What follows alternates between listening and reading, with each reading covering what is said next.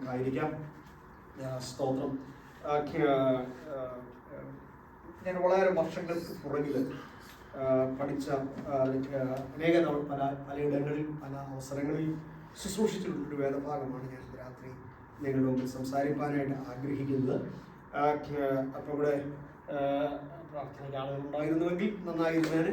എങ്കിലും ദൈവം എപ്പോഴും ആഗ്രഹിക്കുന്ന ആളുകളെ കൂട്ടി വരുത്തും എന്നാണ് ഞാൻ വിശ്വസിക്കുന്നത്. മാത്രമല്ല, മുമ്പിലിരിക്കുന്ന ആളുകളുടെ സംഖ്യ കുറവാണെങ്കിലും കൂടുതലാണെങ്കിലും ദൈവം ഏൽപ്പിച്ച ദൂത് പറയുക എന്നുള്ള സ്തോത്രമല്ല. കാരണം ഇത് പ്രസംഗിച്ചാൽ എങ്ങനെ, ഈ അടുത്ത പ്രസംഗം എങ്ങനെ, ഇങ്ങനത്തെ പ്രശ്നം എനിക്കില്ല. കാരണം അടുത്ത പ്രാവശ്യം പ്രസംഗിക്കാനുള്ള ദൈവം തരും, അതിനടുത്ത പ്രാവശ്യം പ്രസംഗിക്കാനുള്ള ദൈവം തരും. ദൈവത്തിൻ്റെ വചനം ഒരു അക്ഷയ ഖനിയാണ്. അത് ഇൻഎക്സോസ്റ്റബിൾ റിസോഴ്സാണ് ദൈവത്തിൻ്റെ വചനത്തിൽ കിടക്കുന്നത്. അതുകൊണ്ട് നമുക്ക് ആ കാര്യത്തിൽ വിഷമിക്കേണ്ട കാര്യം ഒരിക്കലും. ഒരു ശുശ്രൂഷകൻ എന്നുള്ള നിലയിൽ ദൈവത്തിനെ സംസാരിക്കുമ്പോൾ മുൻപിൽ ആളുകൾ ഉണ്ടായിരിക്കുന്നത് സന്തോഷകരമായൊരു കാര്യമാണ്. സ്തോത്രം. രാജാക്കന്മാരുടെ 1-ാം പുസ്തകം 17-ാം അധ്യായം അതിലെ 1-ാം വാക്യം നമുക്ക് വളരെ പരിചയമുള്ള വേദഭാഗമാണ്. ഇന്ന് രാത്രിയിലെ ചിന്തയ്ക്ക് വേണ്ടി ഞാൻ ആ വേദഭാഗമാണ് എടുത്തിരിക്കുന്നത്.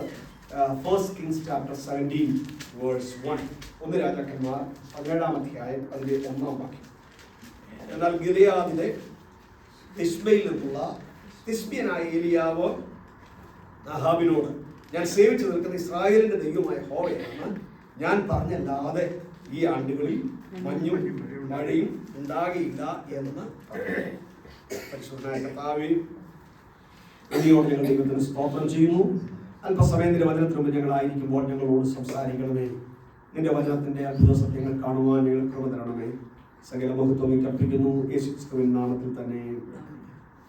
ഞാൻ ആദ്യം പറഞ്ഞു തുടങ്ങിയതുപോലെ അനേക വർഷങ്ങൾക്ക് പുറകിലാണ് ഈ ഏലിയാവ് എന്ന വ്യക്തിയെ ഒന്ന് ആഴമായിട്ടൊന്ന് പഠിക്കാനായിട്ട് ദൈവം എനിക്കൊരു അവസരം തന്നു. അങ്ങനെ ഞാൻ പഠിച്ചപ്പോൾ അതുവരെ ഞാൻ വായിച്ചിട്ടുള്ള അല്ലെങ്കിൽ മനസ്സിലാക്കിയിട്ടുള്ള ദൈവവചനത്തിൽ നിന്നും മറ്റ് സോഴ്സുകളിൽ നിന്നൊക്കെ മനസ്സിലാക്കിയിട്ടുള്ള അതിനപ്പുറത്ത് ഒരു ഏലിയാവിനെ ഒന്ന് കാണാനായിട്ട് ദൈവം ഒന്ന് അവസരം തന്നു.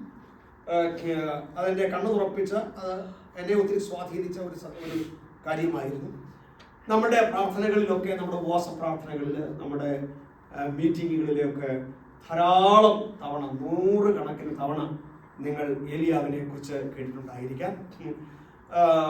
മിക്കവാറും ഉപവാസ പ്രാർത്ഥനയ്ക്ക് ഏലിയാവ് ഒരു അവിഭാജ്യ ഘടകമുണ്ടല്ലേ. ഏലിയാവില്ലെങ്കിൽ എന്തോ ഒരു കുറവ് ഉള്ളതുപോലെ നമുക്ക് തോന്നും.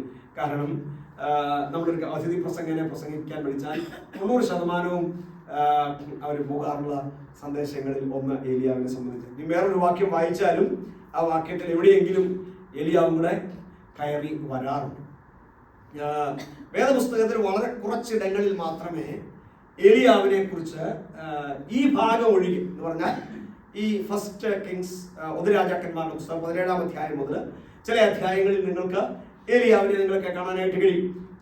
അതായത് 2 രാജാക്കന്മാരുടെ ആദ്യത്തെ അധ്യായങ്ങൾ വരെ നിങ്ങൾക്ക് ഏലിയാവിനെ കാണാൻ കഴിയും.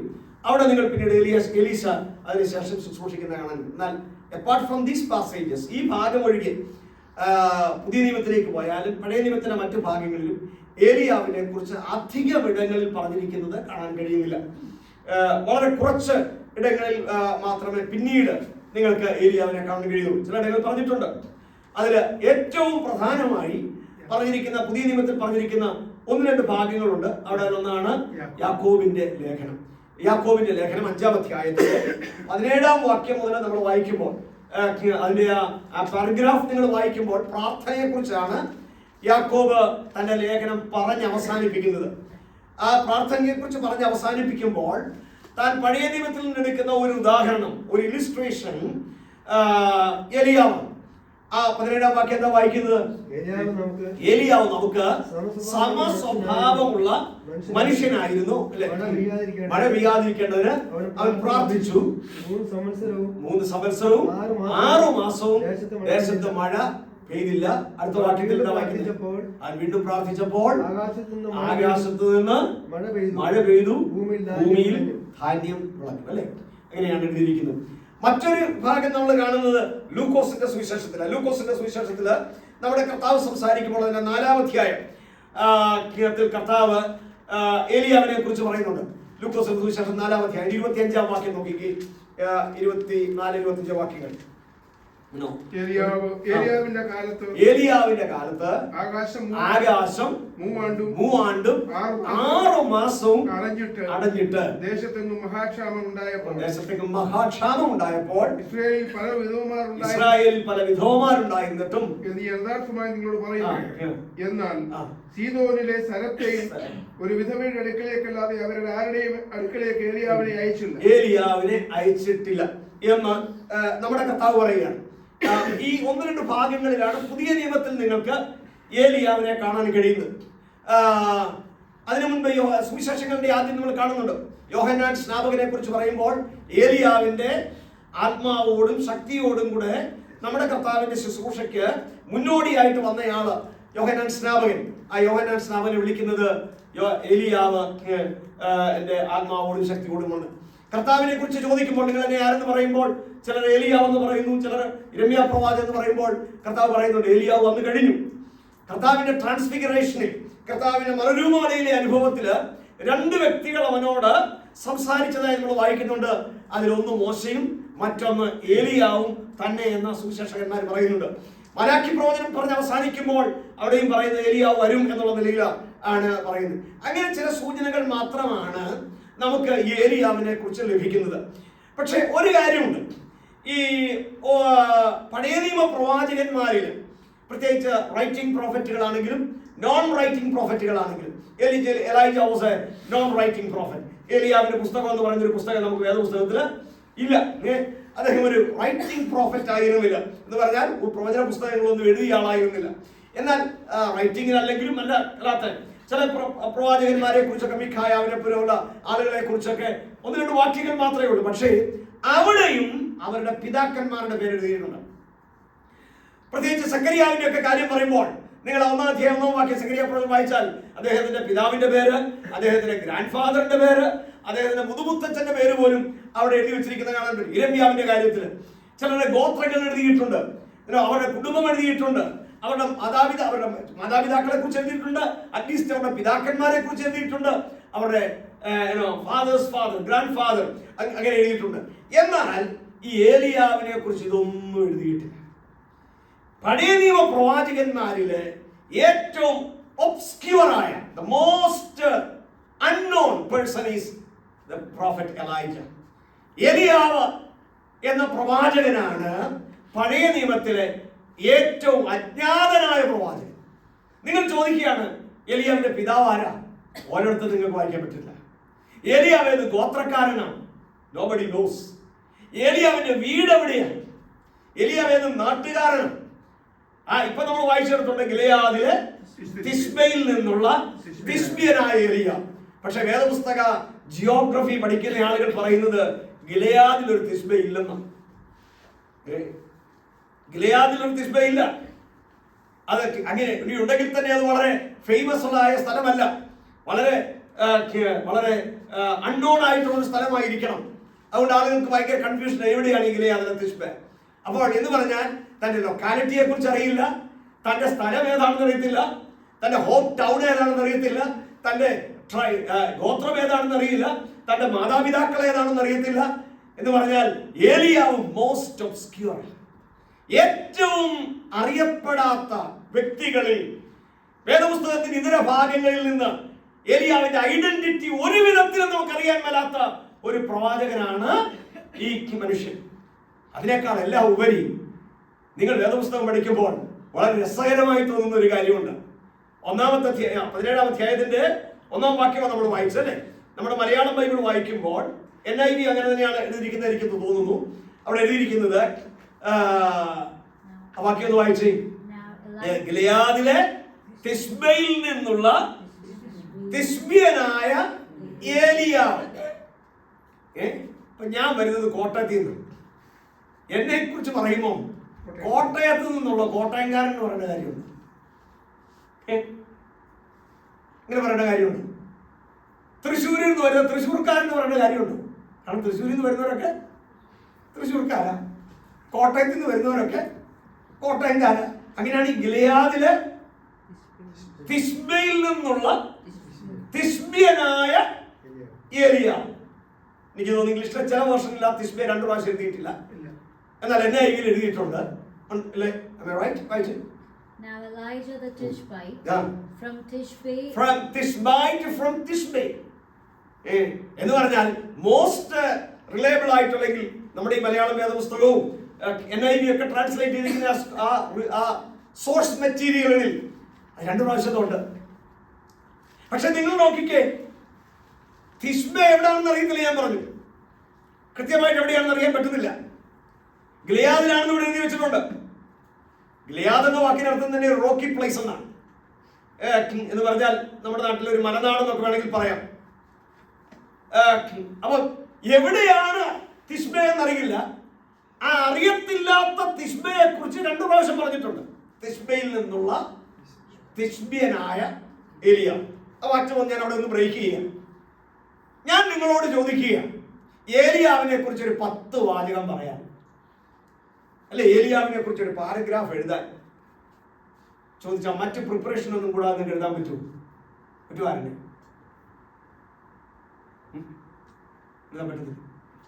ഏലിയാവിനെ കുറിച്ച് ഒരു പാരഗ്രാഫ് എഴുതാൻ പറഞ്ഞാൽ without a further preparation will you be able to write? ഞാൻ പറയുന്നത് ക്രേസി. ഓക്കെ, എന്തിനാ ഒരു പാരഗ്രാഫ് ആക്കി വേണം, നമുക്ക് 2 പേജ് എഴുതിയേക്കല്ലേ? കാരണം നമ്മള് ഞാൻ പറഞ്ഞല്ലോ മിക്കവാറും എല്ലാ പ്രസംഗങ്ങളിലും നമ്മൾ കേൾക്കാം. ഓക്കെ, എന്തൊക്കെയായിരിക്കും പ്രൈസ് എഴുതാൻ പോകുന്നത്? His works mostly. His miracles, his His miracles. Then എങ്ങനെയായിരിക്കും തുടങ്ങുന്ന മിറക്കിൾസ് എന്നായിരിക്കും?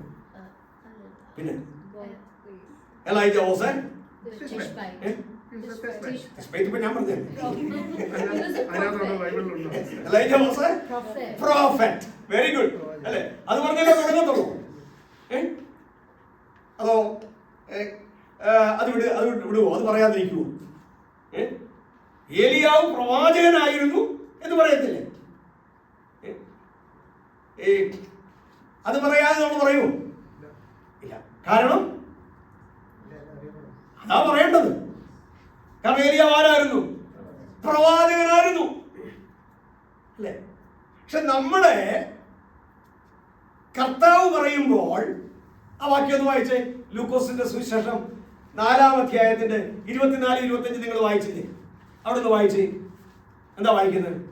ഒരു പ്രവാചകൻ തന്റെ പിതൃഭവനത്തില് സമ്മതനല്ലായിരുന്നു പറഞ്ഞിട്ട് പ്രവാചകൻ. പക്ഷേ എങ്കിലും ഒന്ന് വായിച്ച 25 ഏലിയാവിന്റെ കാലത്ത് ആകാശം 3 ആണ്ടും 6 മാസവും അടഞ്ഞിട്ട് ദേശത്തെങ്ങും മഹാക്ഷാമം ഉണ്ടായപ്പോൾ ഇസ്രായേലിൽ പല വിധവമാരുണ്ടായിരുന്നു യഥാർത്ഥം എന്നോട് പറയുന്നു.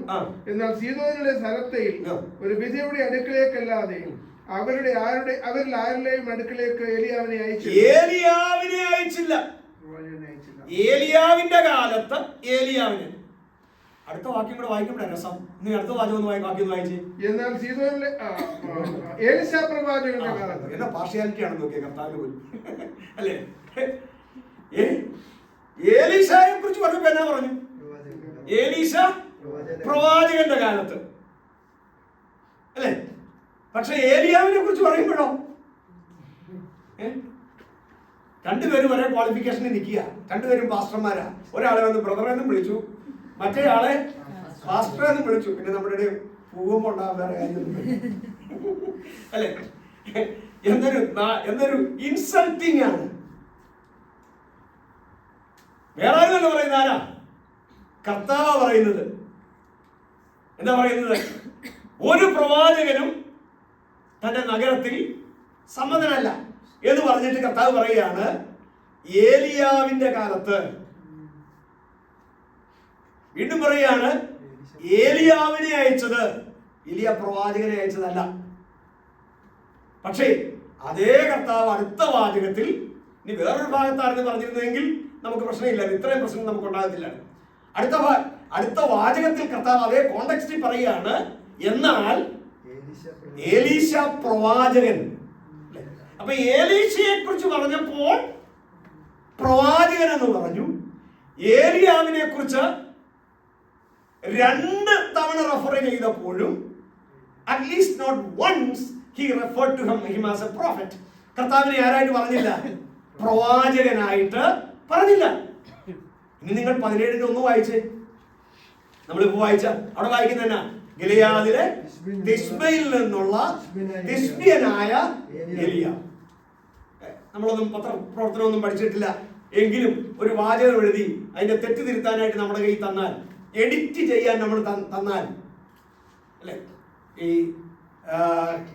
പല മരണവാർത്തകളൊക്കെ ഞാൻ എഴുതി പത്രങ്ങൾക്ക് ഞാൻ കൊടുത്തിട്ടുണ്ട്, നമ്മളൊക്കെ ചെയ്തിട്ടുണ്ടായിരിക്കാം.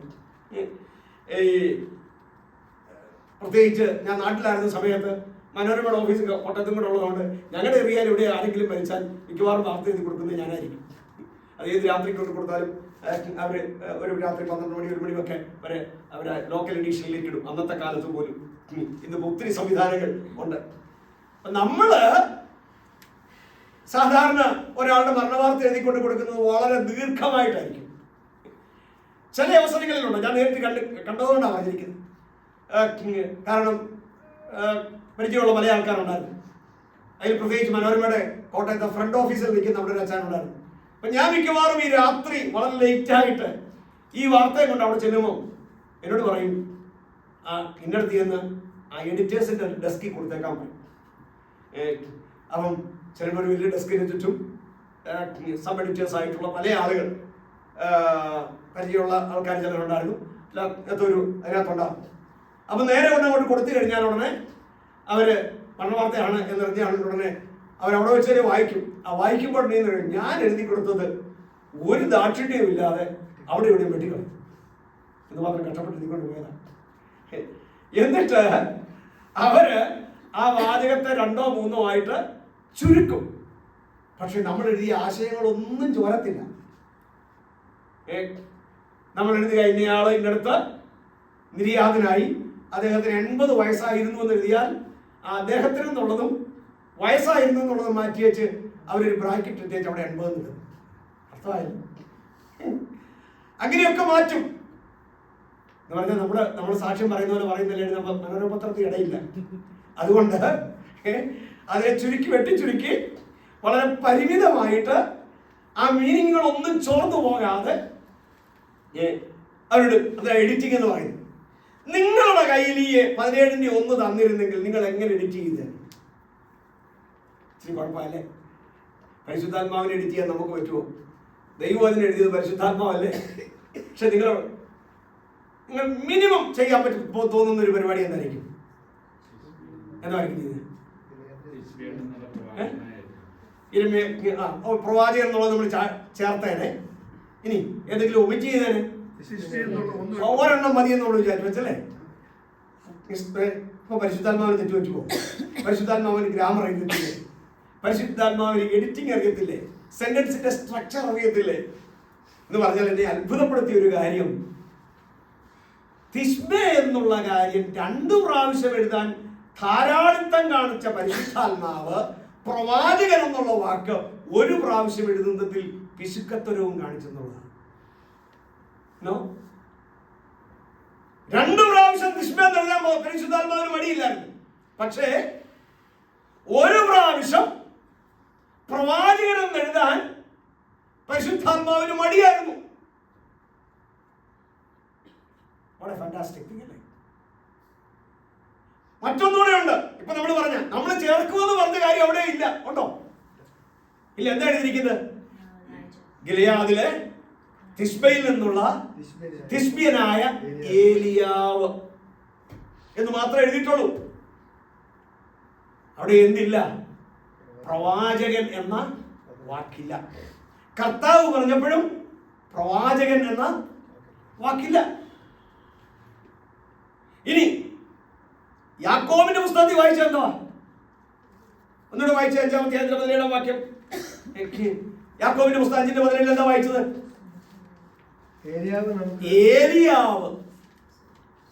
ഏലിയാവ് നമുക്ക് സമസ്വഭാവമുള്ള മനുഷ്യനായിരുന്നു. അവിടെ എന്തില്ല? ഏലിയ പ്രവാചകൻ. പക്ഷേ സുവിശേഷത്തിൽ മറ്റിടത്ത് കർത്താവ് പറയുന്നുണ്ട് കേട്ടോ, എലിയ പ്രവാചകന്റെ കാലത്ത് എന്ന് പറയുന്നുണ്ട്, അയക്കുന്നുണ്ട്. ചിലയിടത്ത് അങ്ങനെ പറഞ്ഞിട്ടുണ്ട്. പക്ഷേ ഈ പ്രധാനപ്പെട്ട ഏലിയാവിനെ കുറിച്ച് പറയുന്ന കോണ്ടക്സ്റ്റുകളിലൊന്നും ആ ഒരു എപ്പിത്തറ്റ്, ആ ഒരു ഡിസ്ക്രിപ്ഷൻ, ഏലിയാവിനെ വിവരിക്കാനുള്ള ആ പദം, നമ്മൾ അറിയുന്ന ഏലിയാവിനെ അങ്ങനെ പറഞ്ഞിട്ടില്ല. എന്ത് പറഞ്ഞിട്ടില്ല? ഏലിയാവ് നമുക്ക് സമസ്വഭാവമുള്ള, അത് നമുക്ക് അംഗീകരിക്കാൻ പറ്റുന്ന ഒരു കാര്യമാണ്. ഞാൻ ഏലിയാവിനെ പോലാണെന്ന് പറയാൻ ഇച്ചിരി ഗമ്യമായിരിക്കും അല്ലേ? അങ്ങനെ പറയുന്ന ഇച്ചിരി നല്ല കാര്യമല്ലേ? പക്ഷെ ഏലിയാവ് എന്നെ പോലാണെന്ന് പറയാനും സുബോധോടെ പറയുന്നില്ല. കാരണം എന്നാ? പ്രാർത്ഥിച്ചു മഴ നിർത്തി, പ്രാർത്ഥിച്ചു മഴ പെയ്യിച്ചു, പ്രാർത്ഥിച്ച് തീ ഇറക്കി, പ്രാർത്ഥിച്ച് മരിച്ച ഒരാളെ ജീവിപ്പിച്ചു. ഒരേ ഓടി അല്ലെ? എന്തെല്ലാം കാര്യങ്ങൾ നമ്മൾ ആരെങ്കിലും ചെയ്തിട്ടുണ്ടായിരുന്നു? നമ്മളെ കൊണ്ട് ചെയ്യാൻ പറ്റുമോ? അപ്പൊ എന്നെ പോലാണോ ഏലിയാവ്? നിങ്ങളെ പോലാണോ ഏലിയാവ്? ആണോ? പക്ഷെ വേദപുസ്തകം പറയുന്നത് Elijah was a man like our own passions. He was a man like us. ഏലിയാവ് നമുക്ക് സമസ്വഭാവമുള്ള പ്രവാചകനല്ല, നമുക്ക് സമസ്വഭാവമുള്ള മനുഷ്യനായിരുന്നു. അവൻ പ്രാർത്ഥിച്ചു. ദേശത്ത് 3 സംവത്സരവും 6 മാസവും മഴ പെയ്തില്ല. അപ്പൊ നോക്കിക്കേ, യാക്കോബ് പറയുകയാണ് ഏലിയാവ് ഒരു സാധാരണക്കാരനായിരുന്നു. എന്നെയും നിങ്ങളെയും പോലെ പരാജയങ്ങളുള്ള, തോൽവികളുള്ള, സംശയങ്ങളുള്ള, എടുത്തുചാട്ടമുള്ള ഒരു സാധാരണക്കാരൻ. പക്ഷെ അവനെ വ്യത്യസ്തനാക്കി തീർത്തത് എന്താ? അവൻ പ്രാർത്ഥിച്ചു. അതാ യാക്കോബ് പറയുന്നത്. ഒരു കാര്യം എലിയാവിന്റെ ചരിത്രത്തിലേക്ക് പോകുന്നതിന് മുമ്പ് പറയാം. ഒരു സാധാരണക്കാരനെ അസാധാരണത്തിന്റെ തലത്തിലേക്ക് ഉയർത്തുന്നതാണ് പ്രാർത്ഥന. Prayer makes an ordinary man extraordinary. പ്രാർത്ഥനയാണ് ഒരു സാധാരണക്കാരനെ അസാധാരണക്കാരനാക്കി മാറ്റുന്നത്. മറ്റൊരു രീതിയിൽ പറഞ്ഞാൽ ഏത് സാധാരണക്കാരനും പ്രാർത്ഥിക്കാൻ പറ്റും. ദൈവം പ്രവർത്തിക്കും. കാരണം എന്താണെന്നറിയാം? ഏലിയാവ് പ്രാർത്ഥിച്ചു. ഏലിയാവ് എന്നെ പോലെയാണെന്ന് വചനം പറയുന്നു. ഞാനിനി തിരിച്ചു പോകട്ടെ. 17-ാം അധ്യായത്തിൽ 1-ാം വാക്യത്തിൽ നമ്മൾ വായിച്ചെന്താ? ഏലിയാവ് നെ കുറിച്ച് പറഞ്ഞിരിക്കുന്നത് 2 തവണ തിശ്ബയിൽ നിന്നുള്ള തിശ്ബ്യനായ എന്ന് പറയുമ്പോൾ പ്രവാചകൻ എന്ന വാക്ക് 1 തവണ പോലും പറയാതെ പറഞ്ഞിരിക്കുന്നത് എന്തുവാ? ഏലിയാവ്. So the question is, ചോദ്യം എന്താണെന്ന് ചോദിച്ചാൽ, എന്തുകൊണ്ടായി പ്രവാചകൻ എന്ന വാക്ക് ഇവിടെ പറയാതിരുന്നത്? എന്തുകൊണ്ടാണ് 2 തവണ ഈ തിശ്ബയിൽ നിന്നുള്ള തിശ്ബ്യനായ ഏലിയാവിനെ ഇൻട്രൊഡ്യൂസ് ചെയ്യുമ്പോൾ അറ്റ്ലീസ്റ്റ് വൺസ് 1 തവണ പോലും പ്രവാചകൻ എന്നുള്ള പദം പരിശുദ്ധാത്മാവ് ഉപയോഗിക്കാതിരുന്നു? കാരണം രാജാക്കന്മാർ പുസ്തകം എഴുതി ആരുമായിക്കൊള്ളട്ടെ, അതിന് പിന്നിൽ പ്രവർത്തിച്ച ദൈവത്തിന്റെ ആത്മാവാണല്ലോ. എല്ലാ തിരുവെഴുത്തും ദൈവവിശ്വാസീയമാണ് അല്ലെ? അങ്ങനെയെങ്കിൽ ദൈവാത്മാവിൽ ഇതിന്റെ വാക്കുകൾ ഡിക്റ്റേറ്റ് ചെയ്തത്. ദൈവാത്മാവ് അറിയാതെ ഒരു വാക്ക് പോലും വന്നിട്ടില്ലല്ലോ. In the original language, not in the translations. ട്രാൻസ്ലേഷനുകളുടെ കാര്യമല്ല പറയുന്നത്. ഇംഗ്ലീഷ് ബൈബിളോ മലയാളം ബൈബിളോ അല്ല. Bible in its original language, in its original version, its inspired. അത് ഇൻസ്പയർഡ്, ദൈവവിശ്വാസീയമാണ്. പക്ഷെ അവിടെ ഇല്ലാത്തത് കൊണ്ടല്ല ഇവിടെയും ഇല്ലാത്തത്. എന്തുകൊണ്ട് ഈ പ്രവാചകൻ എന്ന വാക്ക് 1 തവണ പോലും ദൈവാത്മാവ് എഴുതിയില്ല എന്ന് ചോദിച്ചാൽ ഉത്തരം ഇതാണ്. 17-ാം അധ്യായത്തിന്റെ 1-ാം വാക്യത്തിൽ പറയുന്ന ഏലിയാവ് പ്രവാചകൻ ആയിരുന്നില്ല. That will be a shocking thing. ഏലിയാവ് പ്രവാചകനല്ല. അതെങ്ങനെ പറയാൻ പറ്റുന്നത്? ഇതിനു മുമ്പ് ഏലിയാവിന്റെ 11 എഴുതിയിട്ടുണ്ടോ? ഇതിനു മുൻപ് നിങ്ങൾ എവിടെയെങ്കിലും ഏലിയാവിനെ കുറിച്ച് വായിക്കുന്നുണ്ടോ? ഇല്ല. ഏലിയാവിന്റെ ഏതെങ്കിലും പ്രവചനം ഇതിനു മുമ്പിൽ എഴുതി വെച്ചിട്ടുണ്ടോ? ഇല്ല. ഏലിയാവ് വരുന്നത് ഒരു വെള്ളിടി പോലെയാണ്. Like A bolt from the blue എന്നൊക്കെ ഇംഗ്ലീഷിൽ പറയത്തില്ലേ? എന്ന് പറഞ്ഞാൽ നല്ല തെളിഞ്ഞ ആകാശത്ത് നിന്ന് ഒരു ഇടി വെട്ടിയാൽ എങ്ങനെ ഇരിക്കും? ഇങ്ങനെ ഏലിയാവ് വരുന്നത്. ഏലിയാവിനെ കുറിച്ച് ഇതിന്റെ മുൻപിൽ യാതൊന്നും പറഞ്ഞിട്ടില്ല. ഒരധ്യായത്തിൽ, ഒരു വാക്യത്തിൽ, ഒരിടത്തും പറഞ്ഞിട്ടില്ല. പെട്ടെന്ന് ഏലിയാവ് പ്രത്യക്ഷമാവുകയാണ്. ആരുടെ മുൻപിൽ? അഹാബ് രാജാവിന്റെ മുൻപിൽ. എന്നിട്ട് എന്താ ഏലിയാവ് പറയുന്നത്? ഏലിയ അഹാബിനോട് പറയുന്നത് എന്താ? ഞാൻ സേവിച്ചു നിൽക്കുന്ന ഇസ്രായേലിന്റെ ദൈവമായ യഹോവയാണ്, ഞാൻ പറഞ്ഞല്ലാതെ ഈ ആണ്ടുകളിൽ മഞ്ഞും മഴയും ഉണ്ടാകില്ല. ഇതാണ് ഏലിയാവ് പറയുന്നത്. അത് കൊള്ളാമല്ലോ. അങ്ങനെയാണെങ്കിൽ പ്രവാചകൻ അല്ലെങ്കിൽ പിന്നെ എങ്ങനെ ഇങ്ങനത്തെ ഒരു വാചകം പറയാൻ പറ്റുന്നത്? ഇത് പ്രവചനല്ലേ? പിന്നീട് സംഭവിച്ചില്ലേ? അല്ലേ? അങ്ങനെയില്ലാതെ പ്രവചനമല്ലേ? പ്രവാചകൻ അല്ലെങ്കിൽ പ്രവചിക്കാൻ പറ്റുമോ? അല്പം ചരിത്രം ഒന്ന് ഇറങ്ങിപ്പോകണം. നിങ്ങൾക്കറിയണമെങ്കിൽ നിങ്ങൾ ഇംഗ്ലീഷ് ബൈബിൾ ഉപയോഗിക്കുന്ന കുഞ്ഞുങ്ങളുണ്ടല്ലോ, ആദ്യം 1-ാം വാക്യം ഒന്ന് വായിച്ചേ. അവിടെ എനിക്ക് വേണ്ടത് KJV എങ്കിലും വായിച്ചു. ഏതെങ്കിലും വേർഷൻ കയ്യിലുണ്ടെങ്കിൽ കുറച്ച് വായിക്കും. And Elijah the Tishbite of the inhabitants of Gilead said to Ahab, നിങ്ങൾ ആ സെന്റൻസ് തുടങ്ങിയത് എങ്ങനെയാണ്? ആദ്യത്തെ വാക്യം ഏതാ? ആൻഡ് കൂട്ടി ഒരു സെന്റൻസ് തുടങ്ങാമോ?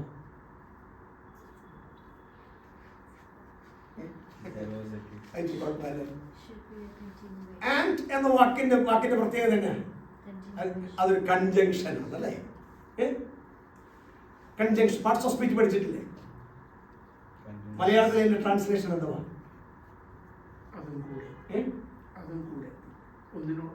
ഒന്ന് ചേർന്ന്. അപ്പൊ മലയാളത്തിലെ ട്രാൻസ്ലേഷൻ എന്ന് പറഞ്ഞു ഉമ്മന്ന്.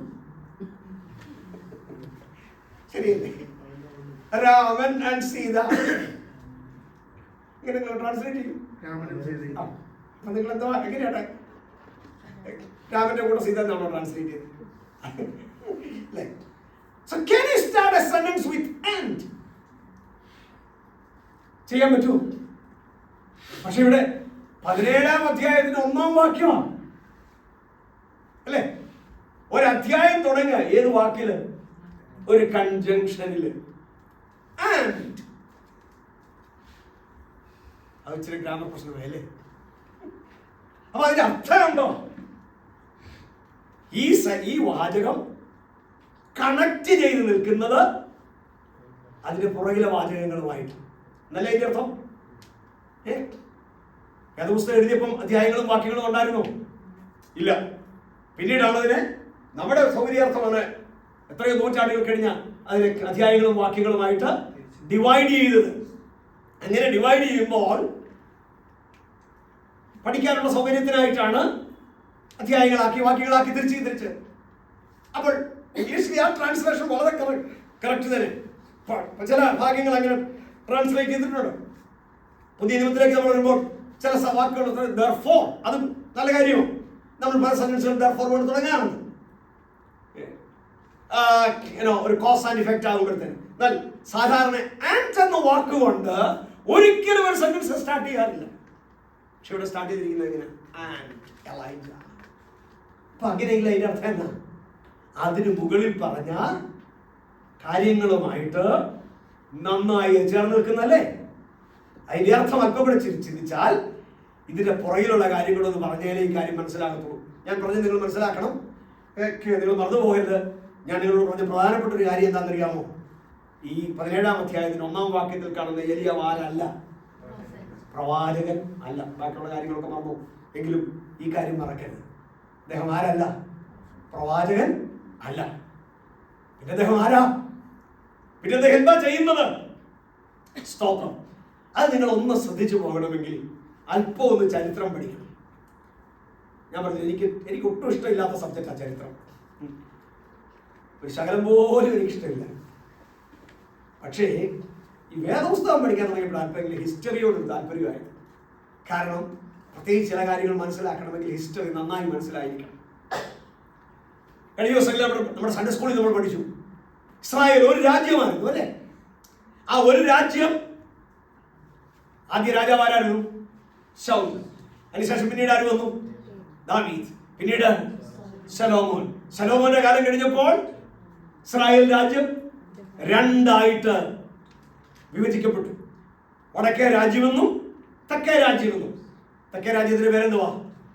ഇസ്രായേൽ. വടക്കേ രാജ്യത്തിന്റെ പേരെന്തുവാ? യഹൂദ. തെക്കേ രാജ്യത്ത് എത്ര ഗോത്രങ്ങൾ ഉണ്ടായിരുന്നു? 10 ഗോത്രങ്ങൾ. വടക്കേ രാജ്യത്ത് യഹൂദയില് 2 ഗോത്രങ്ങൾ. സ്തോത്രം. അങ്ങനെ 10ഉം 2ഉമായിട്ട് അതിനെ ഡിവൈഡ് ചെയ്തു. ഈ വടക്കേ രാജ്യമായ വടക്കേ രാജ്യം, sorry, northern kingdom Israel. Northern kingdom Israel, southern kingdom ജൂഡ.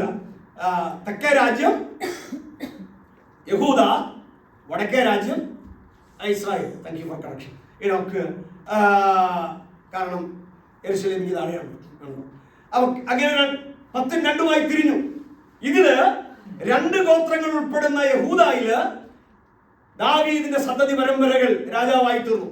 എന്നാൽ ആദ്യം കഴിഞ്ഞ ആഴ്ച ഞാൻ ഈ കാര്യം ക്ലാസ് സൺഡേ സ്കൂളിൽ ഞാൻ പഠിപ്പിച്ചതാ.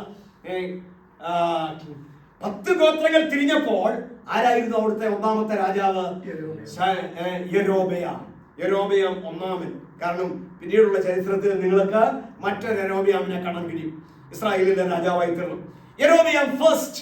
യൊരോബെയാം അതായത് അത് ശലോമോന്റെ ഒരു പടനായകൻ മാത്രമായിരുന്നു. അദ്ദേഹം ഇസ്രായേലിൽ അദ്ദേഹം വടക്കേ രാജ്യത്ത് രാജാവായി തീർന്നു. തെക്കേ രാജ്യത്ത് ആര് രാജാവായി തീർന്നു? രഹോബെയാം. ശലോമോന്റെ മകനായ രഹോബെയാം രാജാവായി തീർന്നു. ആ യഹൂദയിൽ രാജാക്കന്മാർ വന്നതെല്ലാം ആരാ? ദാവീദിന്റെ സന്തതി പരമ്പരകളാണ്.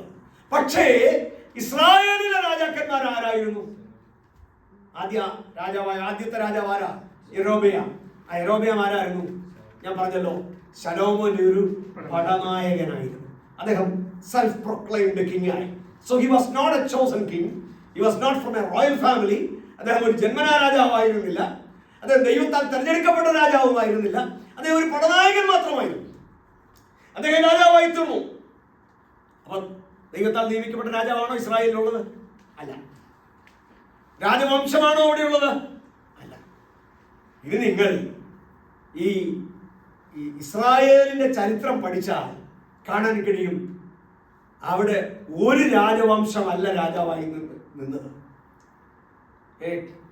ഈ യൊരോബെയാം രാജാവായി കുറെ നാളുകൾ വാണു. അതിനുശേഷം അദ്ദേഹത്തിന്റെ മകൻ നാദാബ് രാജാവായി. ആ നാദാബ് 2 വർഷം രാജാവായിരുന്നു. കുറെ കഴിഞ്ഞപ്പോൾ 2 വർഷം കഴിഞ്ഞപ്പോൾ ഇസ്സഖാർ ഗോത്രക്കാരനായ അദ്ദേഹത്തിന്റെ പടനായകന്മാരിൽ ഒരാളായിരുന്ന ബാഷ എന്ന് പറയുന്ന, ബയേഷ എന്ന് മലയാളത്തിൽ എഴുതിയിരിക്കുന്ന ബാഷ, അദ്ദേഹം ഈ നാദാബിനെ കൊന്നിട്ട് അദ്ദേഹം രാജാവായി. ബാഷയ്ക്ക് ശേഷം അദ്ദേഹത്തിന്റെ മകനായ ഏല രാജാവായി. ഏലായിക്ക് ശേഷം അർദ്ധ സൈന്യാധിപന്മാരിൽ മുഴുവൻ സൈന്യത്തിന്റെ അധിപനല്ല, പകുതി സൈന്യത്തിന്റെ അധിപനായിരുന്ന സിമ്രി എന്ന് പറയുന്ന ഒരു മനുഷ്യൻ രാജാവായി. സിമ്രി രാജാവായി. സിമ്രി രാജാവായെന്ന് കേട്ടപ്പം, പകുതി സൈന്യത്തിന്റെ അധിപൻ രാജാവായെന്ന് കേട്ടപ്പോൾ മുഴുവൻ സൈന്യത്തിന്റെ അധിപൻ നോക്കിയിരിക്കുവോ? 7 ദിവസമേ അദ്ദേഹം രാജാവായിരുന്നു. മുഴുവൻ സൈന്യത്തിന്റെ അധിപനായ ഒമ്രി, പേര് തമ്മിൽ നല്ല പ്രാസമുണ്ട്, റൈമിങ്. ഒമ്രി വന്ന് ഈ സിമ്രിയുടെ കൊട്ടാരം ഒന്നും പറയാൻ പറ്റത്തില്ല, അദ്ദേഹത്തിന്റെ വീട് വളഞ്ഞപ്പോൾ ഈ സിമ്രി നമ്മുടെ ആധുനിക കാലത്ത് വളരെ പ്രചാരമുള്ളൊരു കാര്യം ചെയ്തു. പുള്ളി വീടിനകത്ത് കയറിയിട്ട് തീ കൊടുത്തു എന്ന് പറഞ്ഞാൽ ആത്മാഹൂതി ചെയ്തു. എന്ന് പറഞ്ഞാൽ തന്റെ കൊട്ടാരത്തിന് തീ വെച്ചിട്ട് അദ്ദേഹവും കൂടെ അതോടൊപ്പം അങ്ങനെ ആര് രാജാവായി? സിമ്രിയുടെ കാലശേഷം 7 ദിവസം സിമ്രി രാജാവായുള്ളൂ. ഈ 7 ദിവസം കൊണ്ട് ചെയ്തതെന്നറിയാമോ? ഏലായുടെ മക്കളെയും ആ രാജവംശത്തെയും അവരുടെ ബന്ധുക്കളെയും മുഴുവൻ കൊന്നു കളഞ്ഞു. അതിനുശേഷം ഈ മുഴുവൻ സൈന്യത്തിന്റെ അധിപൻ രാജാവായി. അദ്ദേഹത്തിന്റെ പേരെന്തുവാന്നാ പറഞ്ഞേ? ഒമ്രിയെ നമുക്കറിയത്തില്ലെങ്കിലും പുള്ളിയുടെ മകനെ നമുക്ക് നന്നായിട്ട് അറിയാം. അദ്ദേഹത്തിന്റെ പേര് ആഹാബ്. മനസ്സിലായില്ലേ? ഭാര്യയുടെ പേര് നമുക്ക് നന്നായിട്ട് അറിയാം, ഇസബേൽ. ഈ കാലമാണ് എന്ന് പറഞ്ഞാൽ ഏലിയാവിന്റെ കാലം. ഇതാണ് ഏലിയാവുമായിട്ട് ഏറ്റവും കൺഫ്രണ്ട് ചെയ്ത രാജാവാരാ? ആഹാബ് രാജാവല്ലേ. നിങ്ങൾക്ക് ഞാൻ ഈ പറഞ്ഞത് ദീർഘവർഷങ്ങളിലെ ചരിത്രം പെട്ടെന്ന് നിങ്ങളെ ഓർപ്പിക്കാൻ വേണ്ടി ഞാൻ പറഞ്ഞതാണ്. നിങ്ങൾ വീട്ടിൽ ചെന്ന് 16-ാം അധ്യായം വായിച്ചു നോക്കണം. ഈ ഒമ്രിക്കും സിമ്രിക്കും അതുപോലെ തന്നെ ഈ ആഹാബിനും ഒക്കെ വേദപുസ്തകം കൊടുക്കുന്ന ഒരു സർട്ടിഫിക്കറ്റ് ഉണ്ട്. എന്താ സർട്ടിഫിക്കറ്റ് ഒന്ന് നോക്കിക്കേ, 16-ാം അധ്യായം ഒന്ന് നോക്കിക്കേ. അവിടെ വായിക്കുന്നത് ഇങ്ങനെയാണ്. 25-ാം വാക്യം വായിച്ചു 16-ാം അധ്യായത്തിന്റെ. പെട്ടെന്ന് വായിക്കുകയാണെന്നല്ല. ഒമ്രി യഹോവയ്ക്ക് അനിഷ്ടമായുള്ളത് ചെയ്തു. പിന്നെ തനിക്ക് മുമ്പുണ്ടായിരുന്ന എല്ലാവരെക്കാളും നല്ല കോൺടാക്ട് സർട്ടിഫിക്കറ്റ് എവിടെ എവിടെയും കൊണ്ടുപോകാം. കുറച്ചുകൂടെ കഴിഞ്ഞ അടുത്തത് എങ്ങനെയാണ്? നെബാത്തിന്റെ മകനായ യെരോബിയാമിന്റെ എല്ലാ വഴിയിലും ഇസ്രായേലിന്റെ ദൈവമായ യഹോവയെ തങ്ങളുടെ മിഥ്യാമൂർത്തികളാൽ കോപിപ്പിക്കത്തക്കവണ്ണം ഇസ്രായേലിനെ കൊണ്ട് പാപം ചെയ്യിച്ച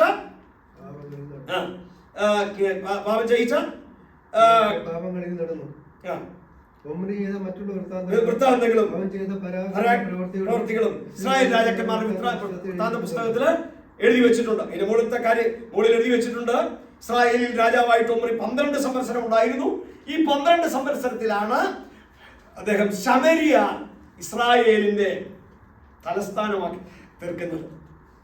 ശേമർ എന്ന് പറയുന്ന ഒരു മനുഷ്യനോട് ഒരു മല വാങ്ങി അവിടെ തന്നെ തലസ്ഥാനം പണിത് ആ തലസ്ഥാനത്തിന് ശേമറിന്റെ സ്മരണാർത്ഥം എന്താ പേരിട്ടു? ശമരിയ എന്ന് പേരിട്ടു. അതാണ് ഒമ്രി. അദ്ദേഹത്തിന്റെ മകൻ ആ രാജാവായി, ആഹാബ് രാജാവായി കേട്ടോ. ഇനി അവന്റെ മകനായ ആഹാബ് 28-ാം വാക്യത്തിലുണ്ട്, അവന് പകരം രാജാവായി. ഇനി നിങ്ങൾ അവനെ ഒന്ന് കുറിച്ചൊന്ന് വായിച്ചു 9:29. യഹൂദ രാജാവായ ആസയുടെ 38-ാം ആണ്ടിൽ. അപ്പോൾ ഇതൊക്കെ ഇസ്രായേലിൽ നടക്കുമ്പോൾ, വടക്കേ രാജ്യത്ത് നടക്കുമ്പോൾ, തെക്കേ രാജ്യം യഹൂദയിൽ ആരാ രാജാവായിരിക്കുന്നത്? ആസയാണ് രാജാവായിരിക്കുന്നത്. ഒമ്രിയുടെ മകനായ ആഹാബ് ഇസ്രായേലിൽ രാജാവായി.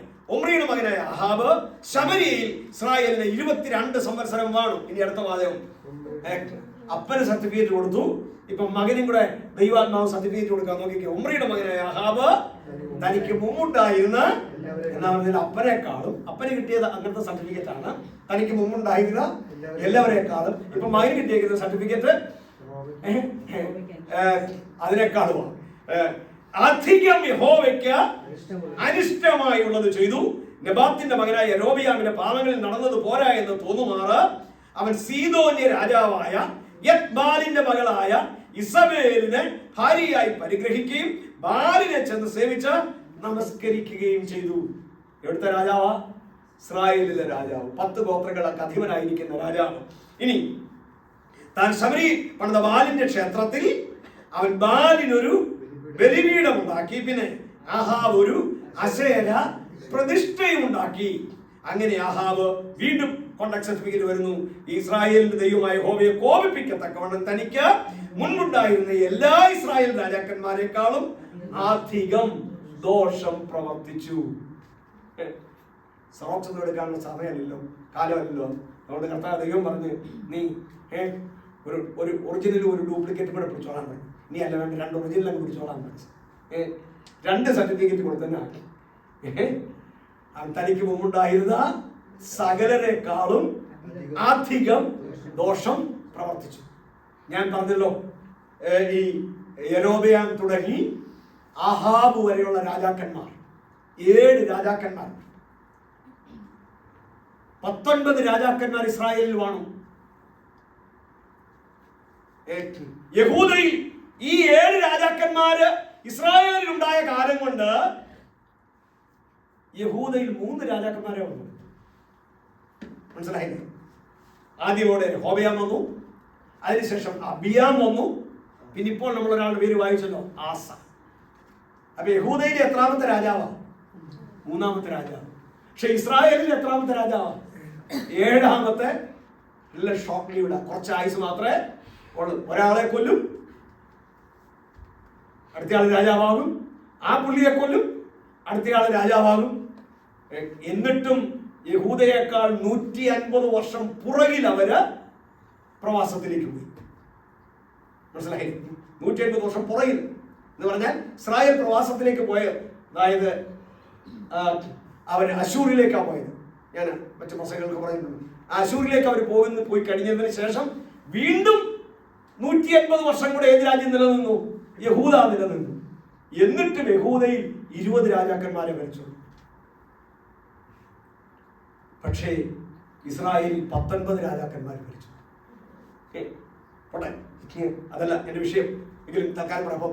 ഈ സംഭവബഹുലമായ ഈ വർഷങ്ങൾ ഒരുമിച്ചാ നിന്നതല്ലേ ശലോമോന്റെ കാലം വരെ. അത് കഴിഞ്ഞ് 2 ഈ 2 കഴിഞ്ഞപ്പോൾ യഹൂദയും അപജയത്തിലേക്ക് പോയി, ആത്മീയ അധപതനത്തിലേക്ക് പോയി. പക്ഷേ ഇസ്രായേലിന്റെ രീതി എന്തായിരുന്നു? ഏറ്റവും വലിയ ആത്മീയ അധപതനത്തിലേക്ക് പോയി. ഇപ്പോൾ ആരാ രാജാവ്? ആഹാബ്. ആരാ അദ്ദേഹത്തിന്റെ ഭാര്യ? സീദോനിലെ യത്ബാലിന്റെ മകളായ ഇസബേൽ. അവളുടെ പ്രത്യേകത എന്താ? ഏറ്റവും വലിയ രസം. ഈ നിങ്ങൾ അവരുടെ ചരിത്രം പുറകിലോട്ടൊന്ന് വായിക്കണം കേട്ടോ. എനിക്ക് ഇന്ന് രാത്രി അതൊന്നും പറയാൻ സമയമില്ല. നല്ല രസമാണ് ആ ചരിത്രം. ഈ എന്തിനാണ് ഈ സീദോനിലെ രാജാവായ യത്ബാലിന്റെ മകളെ കൊണ്ട് ഈ ആഹാബിനെ ഒമ്രി വിവാഹം ചെയ്യിച്ചതെന്ന് അറിയണ്ടേ? ചരിത്രം പുറകോട്ട് നോക്കിയാൽ എന്താ സംഭവിച്ചേക്കുന്നത്? ഒരാളെ കൊന്ന് അടുത്ത ആൾ രാജാവായി. അപ്പം ഇദ്ദേഹത്തിന് കാത്തിരിക്കുന്ന എന്തായിരിക്കാം? ഇങ്ങനെ ഒരു ഏറ്റവും നല്ല പറഞ്ഞ പാകിസ്ഥാന്റെ രീതിയാണ്. ആരാ ഈ അട്ടിമറി നടത്തുന്നത്? സൈനിക തലവന്മാർ. അത് തന്നെ ഇവിടെ സംഭവിക്കുന്നത്. അപ്പോൾ അങ്ങനെ ഒന്നും ഉണ്ടാകാതിരിക്കാനുള്ള മുൻകരുതലാണ് ഒമ്രി ചെയ്തത്. എന്തുവാ? മകനെ ആരെ കൊണ്ട് കല്യാണം കഴിപ്പിച്ചു? ആരെ കൊണ്ട് കല്യാണം കഴിപ്പിച്ചു?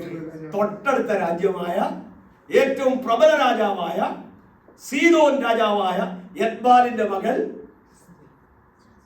അപ്പം ഈ ഇസബേലിനെ കൊണ്ട്. അപ്പൊ നിങ്ങൾ ഇവരുടെ സ്വഭാവം നോക്കണം. ആഹാബ് നല്ല ഷൂഡ, ഈ ഒമ്രി നല്ല ഷൂഡ. എന്ന് പറഞ്ഞാൽ പൊളിറ്റിക്കലി ഷൂഡ. കയ്യിൽ നിന്നെന്തോ പോകരുത്, രാജ്യം പോകരുത്. അപ്പൊ സ്ഥാനമാണ് പ്രശ്നം. ഇസബേൽ അതിനേക്കാൾ ഷൂഡ. ഇസബേലിന് എന്നാ പ്രശ്നം എന്നറിയോ? ആര് രാജ്യം ഭരിച്ചാലും കുഴപ്പമൊന്നുമില്ല, എനിക്ക് എന്റെ ദൈവത്തെ കിട്ടിയാൽ മതി. ആരാ പുള്ളിക്കാരത്തിന്റെ ദൈവം? ബാൽ. ബാൽ എന്നാണ് അവളുടെ അപ്പന്റെ പേര് തന്നെ, ബാൽ. അപ്പൊ എന്താ അഹാബ് ചെയ്തത്?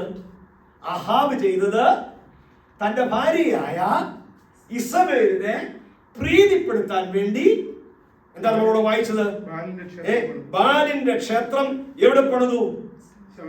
ശമരിയയിൽ പണിതു. പിന്നെ അഹാബ് ഒരു അശേര പ്രതിഷ്ഠയും ഉണ്ടാക്കി.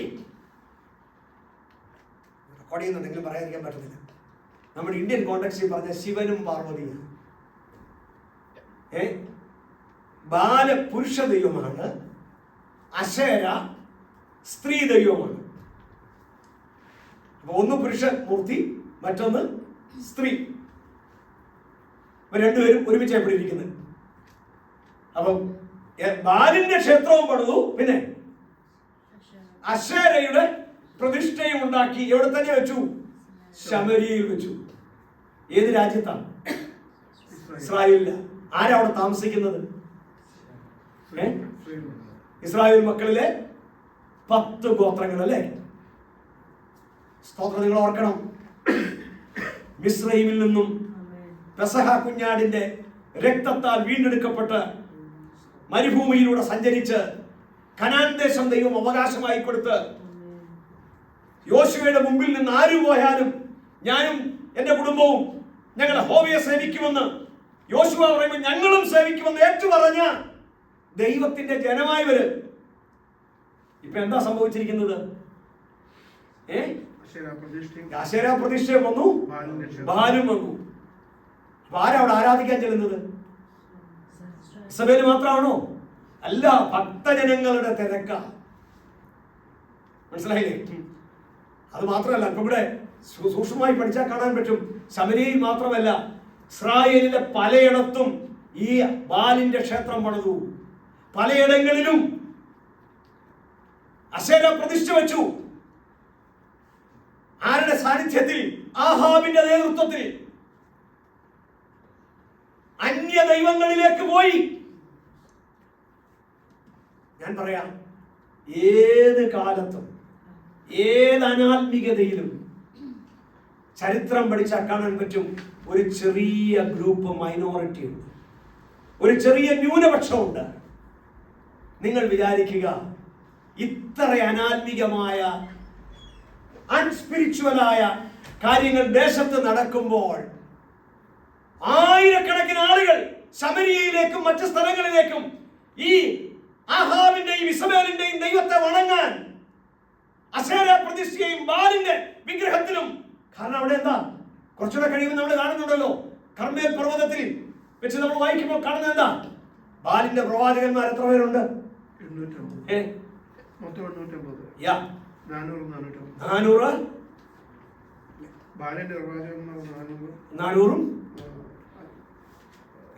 hundreds of people. അപ്പൊ പ്രവാചകന്മാർ തന്നെ എത്ര പേരുണ്ട്? തിരിച്ച ഓപ്പോസിറ്റ് ആരാണ് ഉള്ളത്? ഏലിയാവിന്റെ കൂട്ടത്തിൽ ആരെങ്കിലും ഉണ്ടോ നമ്മൾ വായിക്കുന്നില്ല. ഇടയ്ക്കൊരു ഒബദ്യാവിനെ കാണുന്നുണ്ട്, അടിയൻ ബാല്യം മുതൽ ഭക്തനാണെന്ന് പറയുന്ന ഒരാളെ. ബാക്കി ആരെയും കാണുന്നില്ല. അപ്പൊ അതിന്റെ അർത്ഥം ഭൂരിപക്ഷം ജനവും എങ്ങോട്ട് പോയി? നിങ്ങൾ പറ. ഈ ബാലിന്റെ സേവകരായി, നമുക്ക് അശേര പ്രതിഷ്ഠയുടെ സേവകരായി, ഇസ്രായേലിൽ ദൈവം വീണ്ടെടുത്ത ദൈവത്തിന്റെ ജനമായ ഇസ്രായേൽ മക്കൾ അന്യ ദൈവങ്ങളെ ആരാധിക്കാൻ പോവുകയാണ്. ഇതിങ്ങനെ സംഭവിക്കുമ്പോൾ ഇസ്രായേലിന്റെ പലയിടങ്ങളിൽ ഹൃദയം നീറിക്കൊണ്ടിരുന്ന, പ്രാർത്ഥിച്ചുകൊണ്ടിരുന്ന ഭക്തന്മാരായ ചില ആളുകളുണ്ടായി. അതെക്കാലത്തും ഉണ്ട്.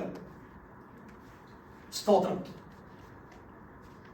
അവരുടെ ഹൃദയം നീറുകയാ, അവരുടെ ഹൃദയം വിങ്ങുകയാ, അവർ വ്യസനിക്കുകയാ. കാരണം എന്താ? ആളുകളെല്ലാം എവിടെ പോകുന്നു? ബാലിന്റെ അടുക്കിലേക്ക് പോകുന്നു. ആളുകളെല്ലാം അശേര പ്രതിഷ്ഠയുടെ അടുക്കിലേക്ക് പോകുന്നു. കാരണം അറിയോ ബാലിന്റെ അടുക്കിലേക്ക് പോകാൻ? കൃഷിയുടെ ദൈവമാ ബാല്. ഇടിവെട്ടിക്കുന്നത്, മഴ പെയ്യിക്കുന്നത് ബാല. ഇസ്രായേലിന്റെ പ്രത്യേകത എന്നറിയാമോ? പാലസ്തീൻ ഉൾപ്പെടെയുള്ള സ്ഥലം ദേശത്തിന്റെ പ്രത്യേകത, കടലടുത്തല്ല, വെള്ളമില്ല, ആകെ ഉള്ളത് ഒരു യോർദാൻ നദിയാണ്. നിങ്ങൾ ആവർത്തന പുസ്തകം വായിച്ചു നോക്കണം. ആകാശത്ത് നിന്ന് മഴ പെയ്യുന്ന ദേശമാണ്. എന്ന് പറഞ്ഞാൽ മഴ പെയ്തില്ലെങ്കിൽ കൃഷി നടക്കത്തില്ല. കൃഷി നടന്നില്ലെങ്കിൽ ആ പ്രശ്നമാണ്. ദൈവത്തിന്റെ അടുക്കലേക്ക് എന്നാൽ കൃഷി പെട്ടെന്ന് പ്രാർത്ഥിച്ചാലൊന്നും മഴ കിട്ടത്തില്ല. അപ്പൊ പിന്നെ പെട്ടെന്ന് മഴ കിട്ടണമെങ്കിൽ ആരോട് പ്രാർത്ഥിക്കണം? മഴയുടെ ദേവൻ ആരാ? ബാൽ. എന്ന് പറഞ്ഞാൽ കാര്യസാധ്യത്തിന് വേണ്ടി ഇസ്രായേൽ മക്കളെല്ലാം എവിടെ പോയി? ബാലിന്റെ സേവകരായി. എന്ന് പറഞ്ഞാൽ ഇസബേലിന്റെ മതം ദേശത്തെല്ലായിടവും വ്യാപരിച്ചു. ആഹാബിന് സൈൻ ചെയ്ത് കൊടുത്തു. സമയം തീരുന്നു, പക്ഷേ ചില കാര്യങ്ങൾ കൂടെ ഞാൻ പറയും കേട്ടോ. എല്ലാവരും ഇതിന് ചൂട്ടുപിടിച്ചു, എല്ലാവരും ഇതിന് സൈൻ ചെയ്തു. അപ്പോൾ ഇസ്രായേലിന്റെ മുക്കിലും മൂലയിലും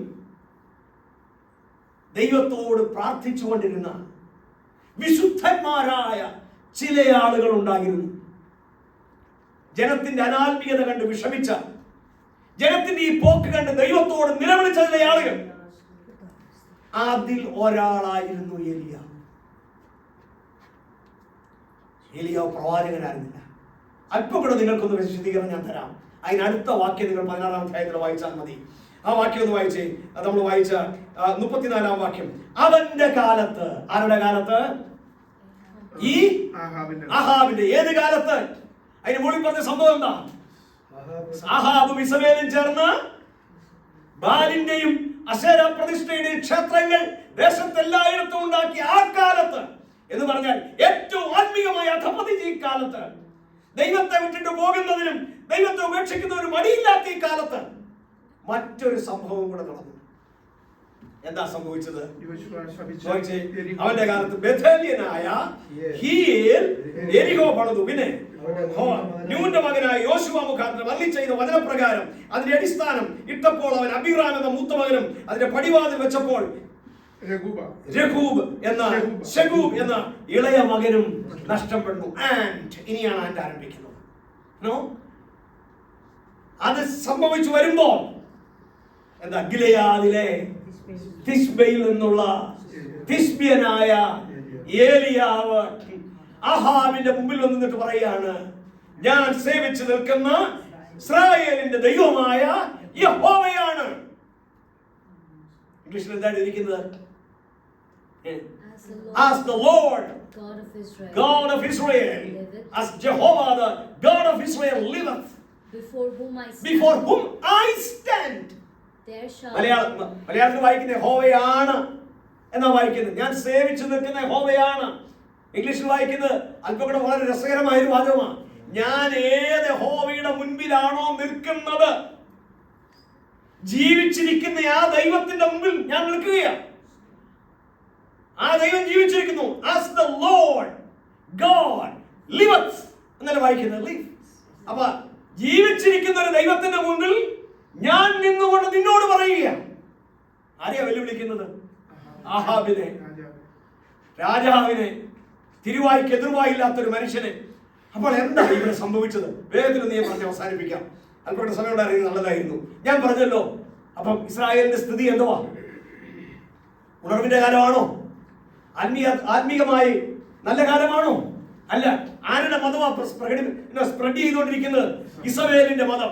ആരാ സപ്പോർട്ട് ചെയ്യുന്നത്? ആഹാബ്. പ്രവാചകന്മാർ ഇഷ്ടം പോലെ. ദൈവത്തിന്റെ ജനം അതിന് വഴിക്ക് പോവുക, വിഗ്രഹാരാധികളായി തീർന്നിരിക്കുകയാണ്. ഈ സമയത്ത് ഗിലെയാദ് എന്ന് പറയുന്ന പർവ്വത പ്രദേശത്ത് ഒരു കുഗ്രാമമാണ്. അതിൽ തിശ്ബ എന്ന് പറയുന്ന അൺനോൺ ആയിരിക്കുന്ന ഒരു സ്ഥലത്തിരുന്നുകൊണ്ട് പ്രാർത്ഥിക്കാൻ മാത്രം അറിയാവുന്ന ഒരു മനുഷ്യൻ, പ്രാർത്ഥിക്കുന്ന മാത്രം ഒരു മനുഷ്യൻ, അവൻ ദൈവത്തോട് പ്രാർത്ഥിക്കുന്നത് എന്തായിരിക്കും? നിങ്ങൾ ഒരു ഭക്തയായി അങ്ങനെ ഒരു കാലത്ത് ജീവിച്ചാൽ നിങ്ങളുടെ ഹൃദയത്തിലെ പ്രാർത്ഥനാ വിഷയം എന്തായിരിക്കും? ദൈവമേ, അങ്ങ് ജീവിച്ചിരിപ്പുണ്ടോ? അങ്ങയുടെ വചനത്തിന് വിലയുണ്ടോ? അങ്ങ് പ്രവർത്തിക്കത്തില്ലേ? അല്ലേ? എന്താ ഹബക്കൂക്ക് ചോദിച്ചത്? നീ എന്താ നിഷ്ക്രിയമായിരിക്കുന്നത്? നീ എന്താ പ്രവർത്തിക്കാതിരിക്കുന്നത്? നീ എന്താ കാണാതിരിക്കുന്നത്? നീ എന്താ ഒന്നും ചെയ്യാതിരിക്കുന്നത്? ആയിരിക്കുന്നില്ലേ പ്രാർത്ഥന? സ്തോത്രം. ഏലിയാവിനെ പോലെ പ്രാർത്ഥിച്ച ചുരുക്കത്തിലെങ്കിലും ഇസ്രായേലിൽ പലയിടത്തുണ്ട്. Why God is not working? ദൈവം എന്തുകൊണ്ടാ പ്രവർത്തിക്കുന്നില്ല? എലിയാവ് എവിടെയാ താമസിക്കുന്നത്? ശമരിയയിലല്ല. ഏറ്റവും കുറഞ്ഞ 100 മൈലുകളുണ്ടെന്നാ പറയുന്നത്. ഈ പറയുന്ന സ്ഥലത്തേക്ക് അത്രയും ദൂരത്തിലാണ് എലിയാവ് താമസിക്കുന്നത്. എലിയാവ് ഇക്കാര്യം വാർത്തകളൊക്കെ കേൾക്കുന്നുണ്ട്. അങ്ങനെ ഇരിക്കുമ്പോഴാണ് ഏലിയാവ് ഒരു വാർത്ത കേൾക്കുന്നത്. എന്താ ഏലിയാവ് കേൾക്കുന്ന വാർത്ത? ബേഥേലിയനായ ഹീയേൽ എന്ന് പറയുന്ന മനുഷ്യൻ ഒരു കൺസ്ട്രക്ഷൻ വർക്ക് ഏറ്റെടുത്തിരിക്കുന്നു. He is a good builder. പുള്ളി ആരാ? നല്ലൊരു ബിൽഡറാ. എന്താ ബിൽഡ് ചെയ്യുന്നത്? അദ്ദേഹത്തിന്റെ പേരെന്തോ? ഹീയേൽ. എവിടുത്തുകാരനാ? Bethel. Bethel house of God. അദ്ദേഹത്തിന്റെ പേരിൽ വേണ്ടി ഈ ഏൽ. അപ്പൊ പേരൊക്കെ നല്ലതാ, സ്ഥലവും നല്ലതാ. പക്ഷെ ഏറ്റെടുത്തിരിക്കുന്ന പണി എന്തുവാ? അവൻ പണിയാൻ ഇവിടെ വായിച്ചത് എന്താ? ബേഥേലിയനായ ആ കാലത്ത് ബേഥേലിയനായ ഹീയേൽ എരിഹോ പണിയാൻ തുടങ്ങി. നിങ്ങൾക്ക് മനസ്സിലാകുമോ? ഞാൻ ചോദിക്കട്ടെ, ഏലിയാവിന്റെ കയ്യിൽ ഒരു ബൈബിള് കാണുമോ? നമ്മുടെ കയ്യിൽ ബൈബിൾ പോലെ കാണത്തില്ല അല്ലേ? പക്ഷെ ഒരു തോൽച്ചുരുള് കാണുമോ? എല്ലാ ഭക്തനായ ഒരു യഹൂദന്റെ കയ്യിലും ഒരു തോൽച്ചുരുൾ ഉണ്ടായിരിക്കും. വലിയ എക്സ്പെൻസീവാ, എങ്കിലും അത്യാവശ്യമെങ്കിലും കാണും. ഇങ്ങനെ നിങ്ങൾ പറയും, ഏലിയാവിന്റെ കയ്യിൽ ഉള്ള ബൈബിളിനകത്ത് എന്തൊക്കെ കാണും? യോശുവയുടെ പുസ്തകമുണ്ട്. പിന്നെ യോശുവയുടെ പുസ്തകം മാത്രമേ കാണത്തുള്ളൂ? അല്ല, പിന്നെ ന്യായപ്രമാണ പുസ്തകം എന്ന് പറഞ്ഞാൽ മോശയുടെ പഞ്ചഗ്രന്ഥങ്ങൾ കാണത്തില്ലേ? ഉൽപ്പത്തി മുതൽ ആവർത്തനം വരെ യോശുവയുടെ പുസ്തകം കാണത്തില്ലേ? ന്യായാധിപന്മാരുടെ പുസ്തകം ഉണ്ടോ എന്ന് എനിക്കറിയില്ല. ജീവിതത്തിന്റെ കാലത്ത് നമ്മൾ കണ്ടു. അപ്പൊ തീർച്ചയായിട്ടും കുറച്ച് പുസ്തകങ്ങളെങ്കിലും കാണുമല്ലേ? വചനമാ. എലിയാവ് ആരാ? പ്രാർത്ഥിക്കുന്ന ഭക്തനായ ഒരു മനുഷ്യനാണ്. അവൻ വചനം വിശ്വസിക്കുന്നവനാണ്. എനിക്ക് ഞാൻ ചോദിക്കട്ടെ, വചനം വിശ്വസിക്കുന്ന ഏലിയാവിന്റെ മനസ്സിലൂടെ എന്തെങ്കിലും ഒരു ചിന്ത ഇപ്പോൾ പോയി കാണുമോ? പോയി കാണുമോ? കാണും. എന്താ പോയത്? ഇവിടെ എന്താ പറഞ്ഞിരിക്കുന്നത്? വെറുതെ ദൈവാത്മാവ് എഴുതി വെച്ചിരിക്കില്ല. ആ കാലത്ത് ബേഥേല്യനായ ഹീയേൽ യെരിഹോ പണിതു. ശ്രദ്ധിക്കണം. അപ്പൊ ഏലിയാവിന്റെ ചെവിയിൽ വാർത്ത ചെന്നു. നമ്മുടെ ഭാഷയിൽ പറഞ്ഞാൽ ബോംബെ ടൈംസ് പോലെ ഒരു ഇസ്രായേൽ ടൈംസ് ഉണ്ടെങ്കിൽ ഒരു ദിവസം നമ്മുടെ ഭാഷയിൽ പറയാറ്, ഏലിയാവ് പത്രം നോക്കുമ്പോൾ കാണുന്നത് എന്നാ? I have granted permission to revive Jericho, the ruined city. നശിച്ചുപോയ യെരിഹോ പട്ടണം പണിയാനായിട്ട് ഒരു പദ്ധതി ആവിഷ്കരിച്ചിരിക്കുന്നു? ആഹാബ് ആവിഷ്കരിച്ചിരിക്കുന്നു. ഏലിയാവിന് അറിയേണ്ടത് പണിയാൻ ആരെങ്കിലും വരുമോ എന്ന്. അപ്പോൾ ഏലിയാവ് അടുത്ത ദിവസം കഴിഞ്ഞു ഏറ്റവും നല്ല ബിൽഡർമാരിൽ ഒരാളായ ഹീയേൽ എന്ന് പറയുന്ന ബേഥേലിയനായ മനുഷ്യൻ കോൺട്രാക്ട് എടുത്തു, ടെൻഡർ പിടിച്ചിരിക്കുന്നു. പലരും പലതും ചിന്തിച്ചെങ്കിലും ഏലിയാവ് എന്ന മനുഷ്യന്റെ മനസ്സിൽ മറ്റൊരു ചിന്തയാവും ചെയ്തു. ഏലിയാവ് പറഞ്ഞതെന്നറിയാമോ? ദൈവം ജീവിക്കുന്നോ എന്ന് അറിയാനുള്ളൊരു സംഭവമായി. പറഞ്ഞു മനസ്സിലായോ? If my God is alive, എന്റെ ദൈവം ജീവിക്കുന്നോ എന്ന് എനിക്കറിയാനൊരു സന്ദർഭം വന്നിരിക്കുക. എന്താ സന്ദർഭം? നിങ്ങൾ എടുത്തേ യോശുവയുടെ പുസ്തകം എടുത്തേ 6-ാം അധ്യായത്തിന്റെ 26-ാം വാക്യം ഒന്ന് വായിച്ചേ.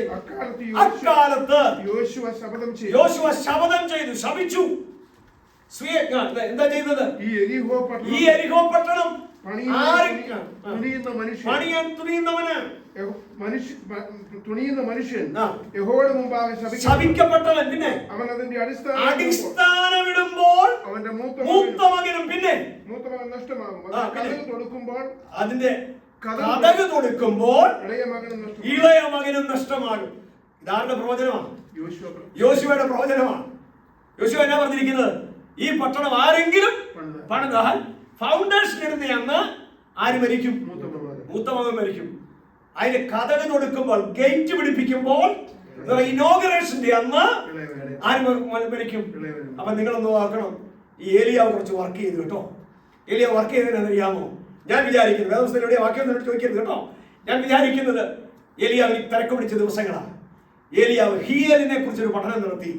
ഈ ബേഥേലിയനായ മനുഷ്യന്റെ കുടുംബത്തെ കുറിച്ചൊന്ന് പഠിച്ചപ്പോൾ മനസ്സിലായി അവന് ഒന്നിലധികം ആമ്പിള്ളാരുണ്ട്. മൂത്തയാളിന്റെ പേരെന്തുവാ? മൂത്തയാളിന്റെ പേരാണ് അബീറാം. ഏറ്റവും ഇളയ മകന്റെ പേരെന്തുവാ? ശഗൂബു. എന്തിനായിരിക്കാം ഏലിയാവ് കാത്തിരിക്കുന്നത്? ഈ യെരിഹോ പട്ടണത്തിന്റെ അടിസ്ഥാനമിടുന്ന ദിവസത്തെ വാർത്തയ്ക്ക് വേണ്ടി അല്ലേ? ലൈവ് ടെലികാസ്റ്റ് ഒന്നുമില്ല, വാർത്ത എന്നറിയാൻ മാർഗമൊന്നുമില്ല. ചില ദിവസങ്ങൾ കഴിഞ്ഞിട്ടായിരിക്കാം ഏലിയാവിന്റെ ചെവിയിൽ ഒരു വാർത്ത എത്തി. എന്താ വാർത്ത? യെരിഹോ പട്ടണത്തിന് അടിസ്ഥാനമിട്ടു. ഏലിയാവ് ചോദിച്ചു, വേറെ എന്തെങ്കിലും സംഭവിച്ചോ? ആൾക്കാർ പറഞ്ഞു, സംഭവിച്ചു. ഹീയേലിന്റെ മൂത്ത മകൻ അബീറാം മരിച്ചു.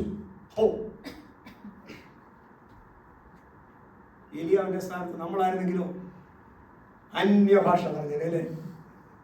പറയത്തില്ലേ? ഏലിയാവ് എന്ത് പറയും? ഏലിയാവ് എന്ത് പറഞ്ഞു കാണും? My God is alive. എന്റെ ദൈവം ജീവിക്കുന്നുണ്ട്. കാരണം എന്നാ? പേരെന്നാണെങ്കിലും ഗോഡ് ലിവ്സ് എന്ന പേരിന്റെ അർത്ഥം എനിക്ക് തോന്നുന്നു. അവന്റെ പണി ഗോഡ് ഈസ് ഡെഡ് എന്നുള്ള നിലയില്ല. പക്ഷേ വചനം ഇപ്പോഴും ശരിയാണ്. ദൈവവചനത്തിൽ ഇപ്പോഴും ശക്തിയുണ്ട്. ഇപ്പോഴും വചനം, ദൈവം പറഞ്ഞ വചനം അതുപോലെ നിലനിൽക്കുന്നുണ്ട്. എന്റെ ദൈവം ജീവിക്കുന്നു. ഞാൻ വിചാരിക്കുന്നു Elijah was closely watching the progress of that construction work, reviving of Jericho.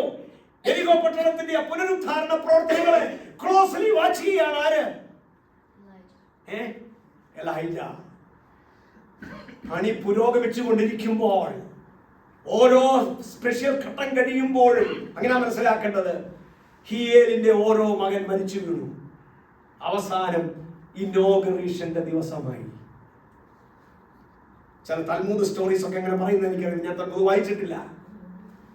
എലിയാവിന് ഇനി ഗിലെയാദിലിരിക്കാൻ പറ്റത്തില്ല, തിസ്ബയിൽ ഇരിക്കാൻ പറ്റത്തില്ല. ഏലിയാവ് ചെയ്തതെന്നറിയാമോ? ഈ തോൽച്ചുരുളും എടുത്തുകൊണ്ട് ഏലിയാവ് 100-ലധികം മൈൽ കാൽനടയായി സഞ്ചരിച്ച് അവരും എത്തി യെരിഹോവില്. എന്തിനാണെന്നറിയാമോ? അതിന്റെ ഗേറ്റ് പിടിപ്പിക്കുമ്പോൾ അതിന്റെ ഇനോഗ്രേഷന് എന്ത് സംഭവിക്കുമെന്ന് അവൻ അറിയണം. ഏലിയാവിന് സംശയമൊന്നുമില്ല. ഇനി എന്താ സംഭവിക്കാൻ പോകുന്നത് ഏലിയാവിന് അറിയാം. കാരണം എന്നാ? വിശ്വാസം എന്ന് പറയുന്നത് എന്താ? വിശ്വാസം കേൾവിയാലും, കേൾവി ദൈവത്തിന്റെ വചനത്താലും വരുന്നു. ദൈവവചനം ഉള്ളതുപോലെ സംഭവിക്കുമെന്ന് ഉയർത്തിപ്പിടിച്ച് വിശ്വസിക്കുന്നതാണ് വിശ്വാസം. അല്ല എന്തെങ്കിലും പ്രഖ്യാപിക്കുന്നല്ല രാവിലെ എഴുന്നേറ്റ് ഇന്ന് ഞാൻ ഇത് ചെയ്യുമെന്ന് പ്രഖ്യാപിച്ചാൽ അത് വിശ്വാസമൊന്നുമല്ല, ഇത് വട്ട. ഇന്ന് പകരം കേട്ടിട്ട് പറയുന്നു. ഈ വർഷങ്ങളിലുണ്ടല്ലോ ഈ സംഭവത്തിൽ ഏലിയാവിന്റെ വിശ്വാസത്തെ ദൈവം വളർത്തുകയാണ്. വിശ്വാസത്തെ ദൈവം വളർത്തുകയായിരുന്നു. God was making his faith grow. ഏലിയാവിന് ഒരു സംശയവുമില്ല. ധാരാളം ആളുകൾ വന്ന് കൂടിയിട്ടുണ്ട്. യെരിഹോവിന്റെ ഇനോഗ്രേഷൻ നടക്കുകയാണ്. വലിയ പോംപ് ആൻഡ് സ്പ്ലെൻഡർ ആണ്. ആഹാബ് സർവാഭരണ വിഭൂഷണനായിട്ട് എത്തിയിട്ടുണ്ട്. ഇസബേൽ ചമയത്തോടെ എത്തിയിട്ടുണ്ട്. ഹേലിനെ തിരിച്ചറിയാൻ അധികമൊന്നും ബന്ധപ്പെടേണ്ടി വന്നില്ല. മുഖത്ത് യാതൊരു പ്രസന്നതയും ഇല്ലാത്തൊരു മനുഷ്യൻ മുമ്പിൽ നിൽക്കുന്നുണ്ട്. എലിയാവ് ചോദിച്ചു, ആരാ ഹിയേൽ? ആരോ ചൂണ്ടിക്കാണിച്ച് അതാണ് ഹിയേൽ. ഇസബേലിന്റെയും ആഹാബിന്റെയും ഇപ്പോഴത്തെ രീതി അനുസരിച്ച് നിലവിളക്ക് കൊളുത്തി യെരിഹോവിന് ഇനോഗ്രേഷൻ നടത്തുമ്പോൾ എലിയാവ് നോക്കി നിൽക്കുന്ന ആഹാബിനെ അല്ല, എലിയാവിന്റെ മുഖം മുഴുവനും പതിഞ്ഞിരിക്കുന്ന ഹിയേലിന്റെ മുഖത്തേക്കാണ്. എലിയാവ് കണ്ടു ആൾക്കൂട്ടത്തിലൂടെ ഹിയേൽ പതുക്കെ അവിടെ നിന്ന് രക്ഷപ്പെടുന്നത്. എലിയാവ് അന്വേഷിച്ചു. ആരോ പറഞ്ഞു അവന്റെ ഏറ്റവും ഇളയ മകൻ ഒരാളെ ഉണ്ടായിരുന്നുള്ളൂ, സെഗൂബു, അവനും നഷ്ടമായി.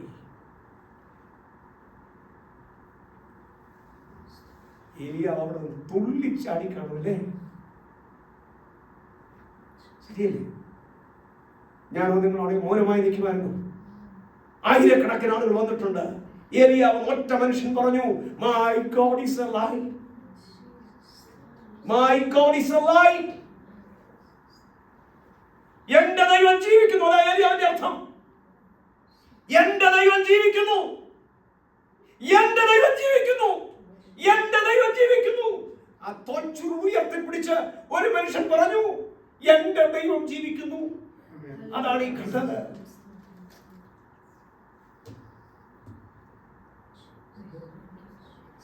ഏലിയാവിന് ചെയ്തതെന്നറിയാമോ? കണ്ടതിരിക്കാമല്ലോ. ചെയ്തതെന്നറിയാം. ഏലിയാവ്, ദൈവമേ, ഞാൻ പറയുന്നത് നീ ചെയ്യണ്ട, നീ പറഞ്ഞത് നീ അങ്ങ് ചെയ്താൽ മതി. അതെന്താ? ഏലിയാവ് പറഞ്ഞു, ശിഷ്യന്റെ വാക്കിന് വിലയുണ്ടെങ്കിൽ ഗുരുവിന്റെ വാക്കിന് വിലയില്ലേ? ഇല്ലേ? യോശുവയുടെ പുസ്തകത്തിൽ ദൈവം പറഞ്ഞത് നടന്നെങ്കിൽ മറ്റിടത്തും ദൈവം പറഞ്ഞു ചെയ്തില്ലേ? ആരാ യോശുവയുടെ ഗുരു? മോശ. മോശ എന്താ പറഞ്ഞത്? എടുത്തേ ആവർത്തന പുസ്തകം 16-ാം അധ്യായം 11-ാം വാക്യം. 11-ാം അധ്യായം 16-ാം വാക്യം വേഗത്തിൽ വായിച്ചേ. The book of Deuteronomy chapter 11 verse 16. 11-16. നിങ്ങളുടെ ഹൃദയത്തിന് ഭോഷത്വം പറ്റുകയും നിങ്ങൾ നേർവഴി വിട്ട് അന്യദൈവങ്ങളെ സേവിച്ച് നമസ്കരിക്കുകയും ചെയ്താൽ ചെയ്യാതിരിക്കാൻ സൂക്ഷിച്ചുകൊള്ളി. അല്ലാതിരുന്നാൽ യഹോവയുടെ കോപം ജ്വലിക്കുകയും പിന്നെ മഴ പെയ്യാതിരിക്കേണ്ടതിന് അവൻ ആകാശത്തെ അടച്ചു കളയുകയും ചെയ്യും. ഇതാര് പറഞ്ഞതാ? മോശ. മോശയിലൂടെ ആരാ പറഞ്ഞത്? ദൈവം അല്ലേ? യോശുവയെ മോശയുടെ ശിഷ്യനാണ്. ശിഷ്യൻ പറഞ്ഞത് നടന്നു. അങ്ങനെയെങ്കിൽ ഗുരു പറഞ്ഞത് നടക്കുമോ? കണ്ണെടുത്ത് ആരാ പറഞ്ഞിരിക്കുന്നത്? അപ്പൊ ഇപ്പം ഏലിയാവ് പ്രാർത്ഥിക്കുന്ന എന്നാന്നറിയാമോ? ഏലിയാവ് പ്രാർത്ഥിക്കുന്ന എന്നാന്നറിയാമോ? ഞാൻ പറയുന്നത് നീ ചെയ്യണ്ട, പിന്നെ എന്നാ ചെയ്താൽ മതി? നീ പറഞ്ഞത് നീ അങ്ങ് ചെയ്താൽ മതി. മനസ്സിലായോ? എന്താ അതിന്റെ അർത്ഥം? നിങ്ങളുടെ ഹൃദയത്തിന് ഭോഷത്വം പറ്റുകയും അന്യ ദൈവങ്ങളെ സേവിക്കാതിരിക്കുകയും ചെയ്യാതിരിപ്പാൻ സൂക്ഷിച്ചുകൊള്ളുവീൻ. ആ പറഞ്ഞ കാലമാണോ ഇത്? അന്യദൈവങ്ങളെ സേവിക്കുന്ന കാലമാണോ? വിഗ്രഹങ്ങളുടെ മുമ്പിൽ ചെന്ന് കുമ്പിടുന്ന കാലമാണോ? ബാലിന്റെയും അശേര പ്രതിഷ്ഠയുടെ മുമ്പിൽ ജനം രാജാവ് ഉൾപ്പെടെ പോയിരിക്കുക. അപ്പൊ ദൈവം എന്താ പറഞ്ഞേ? അങ്ങനെ ഒരു കാലം ഉണ്ടായാൽ യഹോവയുടെ ക്രോധം നിങ്ങളുടെ മേൽ ചൊരിഞ്ഞിട്ട് എന്നാ ചെയ്യും?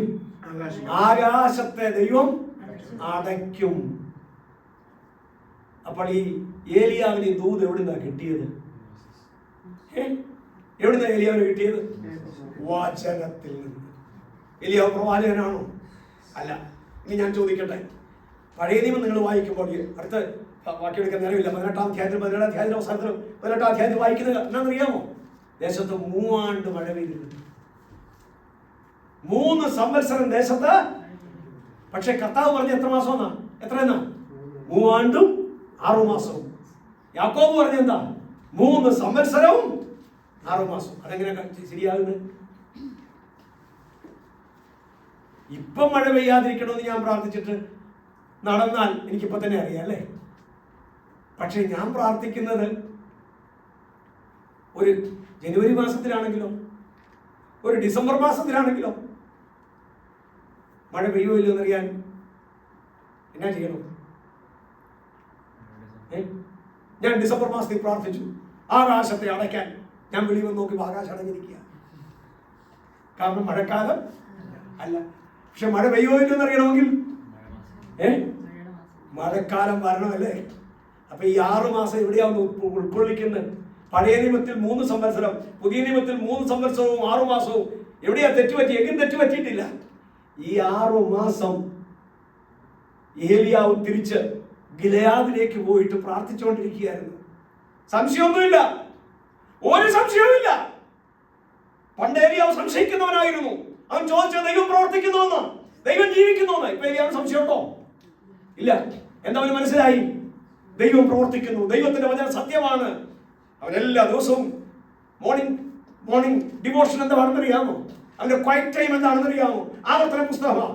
മിക്കവാറും 11-ാം അധ്യായമായിരിക്കും. എന്നിട്ട് അവൻ ദൈവത്തോട് പറഞ്ഞു, ഞാൻ പറയുന്നത് നീ ചെയ്യണ്ട, നീ പറഞ്ഞത് നീ ചെയ്താൽ മതി. സംശയമൊന്നുമില്ല. 6 മാസം ആ ഗ്യാപ്പ്. 6 മാസം കഴിഞ്ഞു. മഴയുടെ സമയമായി. മഴയുടെ ഒരു ലാഞ്ചന പോലുമില്ല, കൈപ്പത്തി പോലെ ഒരു മേഘം പോലുമില്ല. ബാലിന്റെ ക്ഷേത്രത്തിൽ വലിയ ആരാധന, വലിയ യാഗങ്ങൾ, അശേര പ്രതിഷ്ഠയുടെ മുമ്പിൽ വണക്കം. ഇസബേലിനെ കൊണ്ട് ചെയ്യാൻ പറ്റുന്നില്ല, ചെയ്യുന്നു. ആഹാബ് എല്ലാ ദിവസവും യാഗങ്ങൾ നടത്തുന്നു. ഒരു മഴയില്ല. ആഹാബിന്റെ കയ്യിൽ ഉത്തരവുണ്ടോ? ഇല്ല. ഇസബേലിന്റെ കയ്യിൽ ഉത്തരവുണ്ടോ? ഇല്ല. 430 പ്രവാചകന്മാരുടെ കയ്യിൽ ഉത്തരവുണ്ടോ? ഇല്ല. ആർക്കെങ്കിലും ഉത്തരം അറിയാവോ? മറ്റാർക്കും അറിയത്തില്ല. ഉത്തരം അറിയാവുന്ന ഒരാളുണ്ടല്ലേ. ആരാണത്? എലിയാവ്. എലിയാവ് ഒരുങ്ങി ശബരിക്ക് പോകാൻ. കാരണം ഉത്തരം അറിയാവുന്നത് ഏലിയാവ് മാത്രമേ ഉള്ളൂ. ഏലിയാവ് ഒരു കൊടുങ്കാറ്റ് പോലെ പ്രോട്ടോകോൾ ഒന്നും നോക്കാതെ, പെർമിഷൻ വാങ്ങാതെ ആഹാബിന്റെ കൊട്ടാരത്തിലേക്ക് ഇടിച്ചു കയറി ചെന്നു. ദൂത് പറഞ്ഞാലുള്ള കോൺസിക്വൻസ് ഒന്നും അവൻ നോക്കിയില്ല. അവൻ ചെന്നിട്ട് പറയും, അവൻ ചെല്ലുമ്പോൾ സിംഹാസനത്തിൽ ഇരിക്കുന്നത് ആരാ? ആഹാബ്. അടുത്ത ആരും കൂടെ കാണും? ഇസബേലും കൂടെ കാണും. പക്ഷേ ഏലിയാവ് ഇപ്പൊ കാണുന്നത് ആഹാബിനെ അല്ല. ഏലിയാവ് കാണുന്നത് ആരെയാ? ഞാൻ ആരുടെ മുൻപിൽ നിൽക്കും? ആരുടെ മുമ്പിലാണ് നിൽക്കുന്നത്? Before whom I stand. എലിയാവ്, ആഹാബേ, നിന്റെ മുമ്പിലല്ല ഞാൻ നിൽക്കുന്നത്. ഞാൻ നിൽക്കുന്ന ആരുടെ മുമ്പിലാ? ജീവിക്കുന്ന ദൈവത്തിന്റെ മുമ്പിൽ ഞാൻ നിന്നിട്ട് പറയാൻ. ഇനി പറയാൻ നിനക്കറിയോ മഴ പെയ്യാത്ത എന്താണെന്ന്? അറിയില്ല. എലിയാവ് പറയാ, മഴ പെയ്യാത്ത എനിക്കറിയാം, താക്കോലുമായിട്ടാണ് ഞാൻ വന്നേക്കുന്നത്. ദൈവം പറഞ്ഞതെന്നറിയാമോ? ദൈവം പറഞ്ഞിട്ടല്ലാതെ മഴ പെയ്യത്തില്ലെന്നല്ല പറഞ്ഞത്. അപ്പൊ അതിന്റെ അർത്ഥം എന്താ? ഇതിനോടിടയ്ക്ക് ദൈവം എപ്പോഴോ ഏലിയാവിനോടൊന്ന് സംസാരിച്ചിട്ട് പറഞ്ഞു, നീ പറഞ്ഞത് എൻ്റെ വചനമല്ലേ, അത് ഞാൻ ചെയ്യാം. ഇനി നീ പറഞ്ഞിട്ട് മഴ പെയ്യുന്നു. രാത്രി ദൈവമക്കളെ ഓർത്തിരിക്കണം, വചനം മുറുകെ പിടിച്ചാൽ അതിനപ്പുറത്ത് ദൈവം മറ്റൊരു ദൂത് തരും. വചനത്തിൽ ദൈവത്തിന്റെ ശക്തി കണ്ടാൽ നാം ഇതുവരെ കാണാത്ത മറ്റൊരു ദൈവശക്തി നമ്മൾ അനുഭവിക്കും. വചനത്തിലൂടെ ദൈവത്തിന്റെ ശബ്ദം കേട്ടാൽ ഇതുവരെ കേൾക്കാത്ത മറ്റൊരു ശബ്ദത്തിന് വേണ്ടി ദൈവം നമ്മുടെ കാതുകളെ തുറക്കും. എന്താ ആഹാബിനോട് പറയുന്നത്? ഞാൻ പറഞ്ഞല്ലാതെ ഈ ആണ്ടുകളിൽ മഞ്ഞും മഴയും ഉണ്ടാകില്ല. തരിച്ചിരുന്ന ആഹാബും ഇസബേലും ഒരു നിമിഷം കൊണ്ട് സമചിത്തത വീണ്ടെടുത്തിട്ട് പറഞ്ഞു, നീയാണ് അതിന്റെ കാരണക്കാരനല്ലേ. അടുത്ത നിമിഷം സംഭവിച്ചെന്തായിരിക്കും? ആഹാബിന്റെ കാവലാൾക്കാർ എത്തിപ്പിടിക്കാനായിട്ട് എലിയാവിന്റെ നേരെ അടുക്കുമ്പോൾ, രണ്ടാം വാക്യം ഒന്ന് വായിച്ചു നിർത്താം.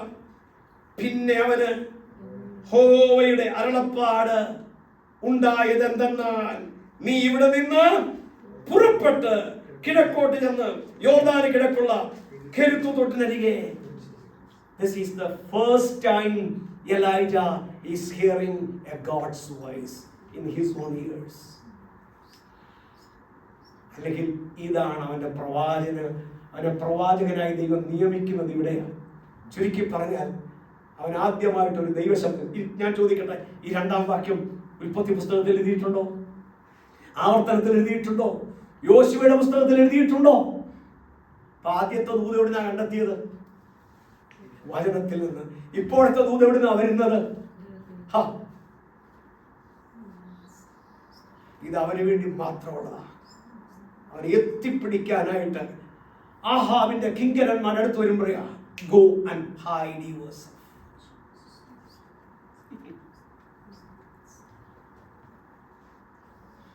ഇത്രയും പറഞ്ഞൂടെ നിർത്തുകയാണ്. ഇനി ഏലിയാവിനെ എങ്ങനെയാണെന്ന് അറിയാമോ? ഇനി ഏലിയാവ് ഒരു കൊടുങ്കാറ്റ്. ആ കൊടുങ്കാറ്റിൽ ആഹാബിന്റെ ബാൽ ക്ഷേത്രങ്ങൾ മുഴുവൻ പതിച്ചു. ബാൽ ദൈവങ്ങളുടെ ശക്തി മുഴുവൻ തകർന്നു. അശേര പ്രതിഷ്ഠകളുടെ ശക്തി തകർന്നു. ബാൽ ദൈവമെങ്കിൽ ആ കൊടുങ്കാറ്റ് എവിടെ ചെന്ന് അവസാനിക്കുന്നത്? കർമ്മേൽ പർവ്വതത്തിൽ ചെന്നിട്ട് പറയാം, ബാലാണ് ദൈവമെങ്കിൽ തെളിയിക്കട്ടെ. അവിടെയും തെളിയിച്ചു. ഇഷ്ടമുണ്ട് പ്രസംഗിക്കാൻ, പക്ഷെ ഇപ്പോൾ സമയമില്ല. താഴോട്ട് ഇറങ്ങി വരുമ്പോഴത്തേന് ആഹാബ് ഒരു ലിഫ്റ്റ് കൊടുക്കുക, ഈ രഥത്തിൽ കയറിക്കോളാൻ പറഞ്ഞു. വേണ്ടാന്ന് പറഞ്ഞു. ഇതുവരെ എന്നെ ഓടിച്ചൊരു ദൈവമുണ്ടല്ലോ. ആഹാബിന്റെ രഥത്തിന് മുൻപായി അവൻ രഥത്തെക്കാൾ വേഗത്തിൽ താഴെ കൂടി. ഒറ്റ ചിന്ത കൂടെ പറഞ്ഞ് അവസാനിപ്പിക്കാം. എവിടെ ചെന്നാണ് അവസാനിക്കുന്നത്? യോർദാന്റെ അക്കരെ ചെല്ലുമ്പോൾ ഒരു കൊടുങ്കാറ്റ് വന്നു, ഒരു ചുഴലിക്കാറ്റ് വന്ന് ആ ചുഴലിക്കാറ്റിൽ ഏലിയാവിനെ ഉയരങ്ങളിൽ. എന്താ സംഭവിച്ചതെന്നറിയാമോ? ഒരു കൊടുങ്കാറ്റിനെ പിടിച്ചടക്കാൻ ഒരു ചുഴലിക്കാറ്റിനെ പറ്റത്തുള്ളൂ. ഏലിയാവ് ഒരു കൊടുങ്കാറ്റായിരുന്നു ദൈവത്തിന് വേണ്ടി. ആ കൊടുങ്കാറ്റിൽ പതിക്കാത്ത യാതൊരു അന്ധകാര ശക്തിയുമില്ലായിരുന്നു. അതിനെ പിടിച്ചടക്കാൻ സ്വർഗത്തിൽ നിന്ന് ദൈവം ഒരു ചുഴലിക്കാറ്റ് ഇറങ്ങി വന്നു. പിന്നീട് എപ്പോഴെങ്കിലും ഞാൻ ബാക്കി പറയാം. അന്നു മുതൽ ഇസബേൽ പേടിപ്പിച്ചത് എന്താ ഇസബേൽ പറഞ്ഞത്? നാളെ ഈ നേരത്ത് അവരിൽ ഒരുത്തനെ പോലെ കർമ്മയിൽ നിറങ്ങുന്നു പറഞ്ഞത്, നിന്റെ ജീവനെയും ആക്കുന്നില്ലെങ്കിൽ എന്റെ ദൈവം എന്നോട് തക്കവണ്ണം അധികവും ചെയ്യട്ടെ. ഈ വർഷങ്ങൾ മുഴുവൻ ഏലിയാവിനെ കൊല്ലാൻ നോക്കുകയായിരുന്നു. വർഷങ്ങൾ മുഴുവൻ ഏലിയാവിനെ കൊല്ലാൻ നോക്കിയപ്പോൾ ഒറ്റയ്ക്ക് ദൈവത്തിന് വേണ്ടി നിന്ന ഏലിയാവിനെ നോക്കിക്കൊണ്ട് സ്വർഗം പറഞ്ഞു, മരണം കാണിച്ചാണ് നിന്നെ പേടിപ്പിച്ചതെങ്കിൽ മരണത്തിന് നിന്നെ വിട്ടുകൊടുക്കും. അതാ ദൈവത്തിന്, അതാ ദൈവത്തിന്റെ പ്രവൃത്തി. ഞാൻ വാക്കുകളോട് നിർത്തട്ടെ കേട്ടോ. രാത്രി വചനം വിശ്വസിക്കാം. നമ്മുടെ കയ്യിൽ ഇരിക്കുന്ന വചനത്തിന് ഇത്രയും ശക്തിയുണ്ട്. നമുക്ക് വേണ്ടി മാത്രമല്ല, ദൂതിന് വേണ്ടി കാത്തിരിക്കുകയാണോ? അത് വരും. വചനത്തിൽ നിന്നുള്ള ദൂത് കേട്ടാൽ അതിനപ്പുറത്ത് നമുക്ക് വേണ്ടി ഉയരത്തിൽ നിന്നൊരു ദൂത് ദൈവം അയക്കേണ്ട സമയത്ത് ദൈവം അയക്കും. കുറെ കഴിഞ്ഞപ്പോൾ ഏലീശ ചോദിച്ചു, ഏലിയാവിന്റെ ദൈവം എവിടെ? നമുക്കും ഇന്ന് ചോദിക്കുക, ഏലിയാവിന്റെ ദൈവം എവിടെ അല്ലേ? ഏലിയാവിന്റെ ദൈവം ഇന്ന് ജീവിക്കുന്നു. വചനം വിശ്വസിക്കുന്ന ഏലിയാക്കന്മാരുണ്ടെങ്കിൽ ഇന്നും ഏലിയാവിന്റെ ദൈവത്തിന് പ്രവർത്തിക്കാൻ നമ്മുടെ Malayalam. Glory to God. Stop. ഗിലെയാദിലെ തിസ്ബിയിൽ നിന്നുള്ള തിസ്ബിയനായ ഏലിയാവ് ആഹാബിനോട്, ഞാൻ സേവിച്ചു നിൽക്കുന്ന യഹോവയാണ്, ഞാൻ പറഞ്ഞ ഈ ആണ്ടുകളിൽ മഞ്ഞും മഴയും ഉണ്ടാകുകയില്ല. Praise the Lord. ആ ദൈവം ഇന്നും ജീവിക്കുന്നു. നാം ഏലിയാവിനേക്കാൾ ശ്രേഷ്ഠരാണ്. കാരണം നമുക്ക് വേണ്ടി കാൽവറിയിൽ മരിച്ചൊരു കർത്താവിന്റെ കരങ്ങളിൽ ഏൽപ്പിക്കാൻ പരിശുദ്ധനും നിത്യനുമായ ഞങ്ങളുടെ കർത്താവ്, രാത്രിക്കായി ഞങ്ങൾ ദൈവത്തിന് സ്തോത്രം ചെയ്യുന്നു. നിന്റെ വചനത്തിന്റെ ശക്തിക്കായി ഞങ്ങൾ ദൈവത്തെ സ്തുതിക്കുന്നു. അങ്ങ് ജീവിക്കുന്നുവെന്ന് തെളിയിക്കുന്നത് അങ്ങയുടെ വചനത്തിന്റെ ശക്തിയിലൂടെയാണെന്ന് ഞങ്ങൾ മനസ്സിലാക്കുന്നു. കർത്താവ്, അതിനപ്പുറത്ത് പ്രവർത്തിക്കുന്ന ഒരു ശക്തിയുമില്ല. രാത്രി കർത്താവ് പ്രവർത്തിക്കണമേ. ഈ ജനത്തെ കർത്താവെ അനുഗ്രഹിക്കണമേ. ഞങ്ങളുടെ സഭയെ അനുഗ്രഹിക്കണമേ. സകല മഹത്വം ഞങ്ങൾ കർത്താവിന് അർപ്പിക്കുന്നു. വഴികൾ പിന്നീട് നാളത്തെ പ്രഭാതത്തിലെ ആരാധന അനുഗ്രഹിക്കണം. യേശു ക്രിസ്തുവിൻ നാമത്തിൽ അപേക്ഷിക്കുന്നു. കേൾക്കണം പിതാവേ.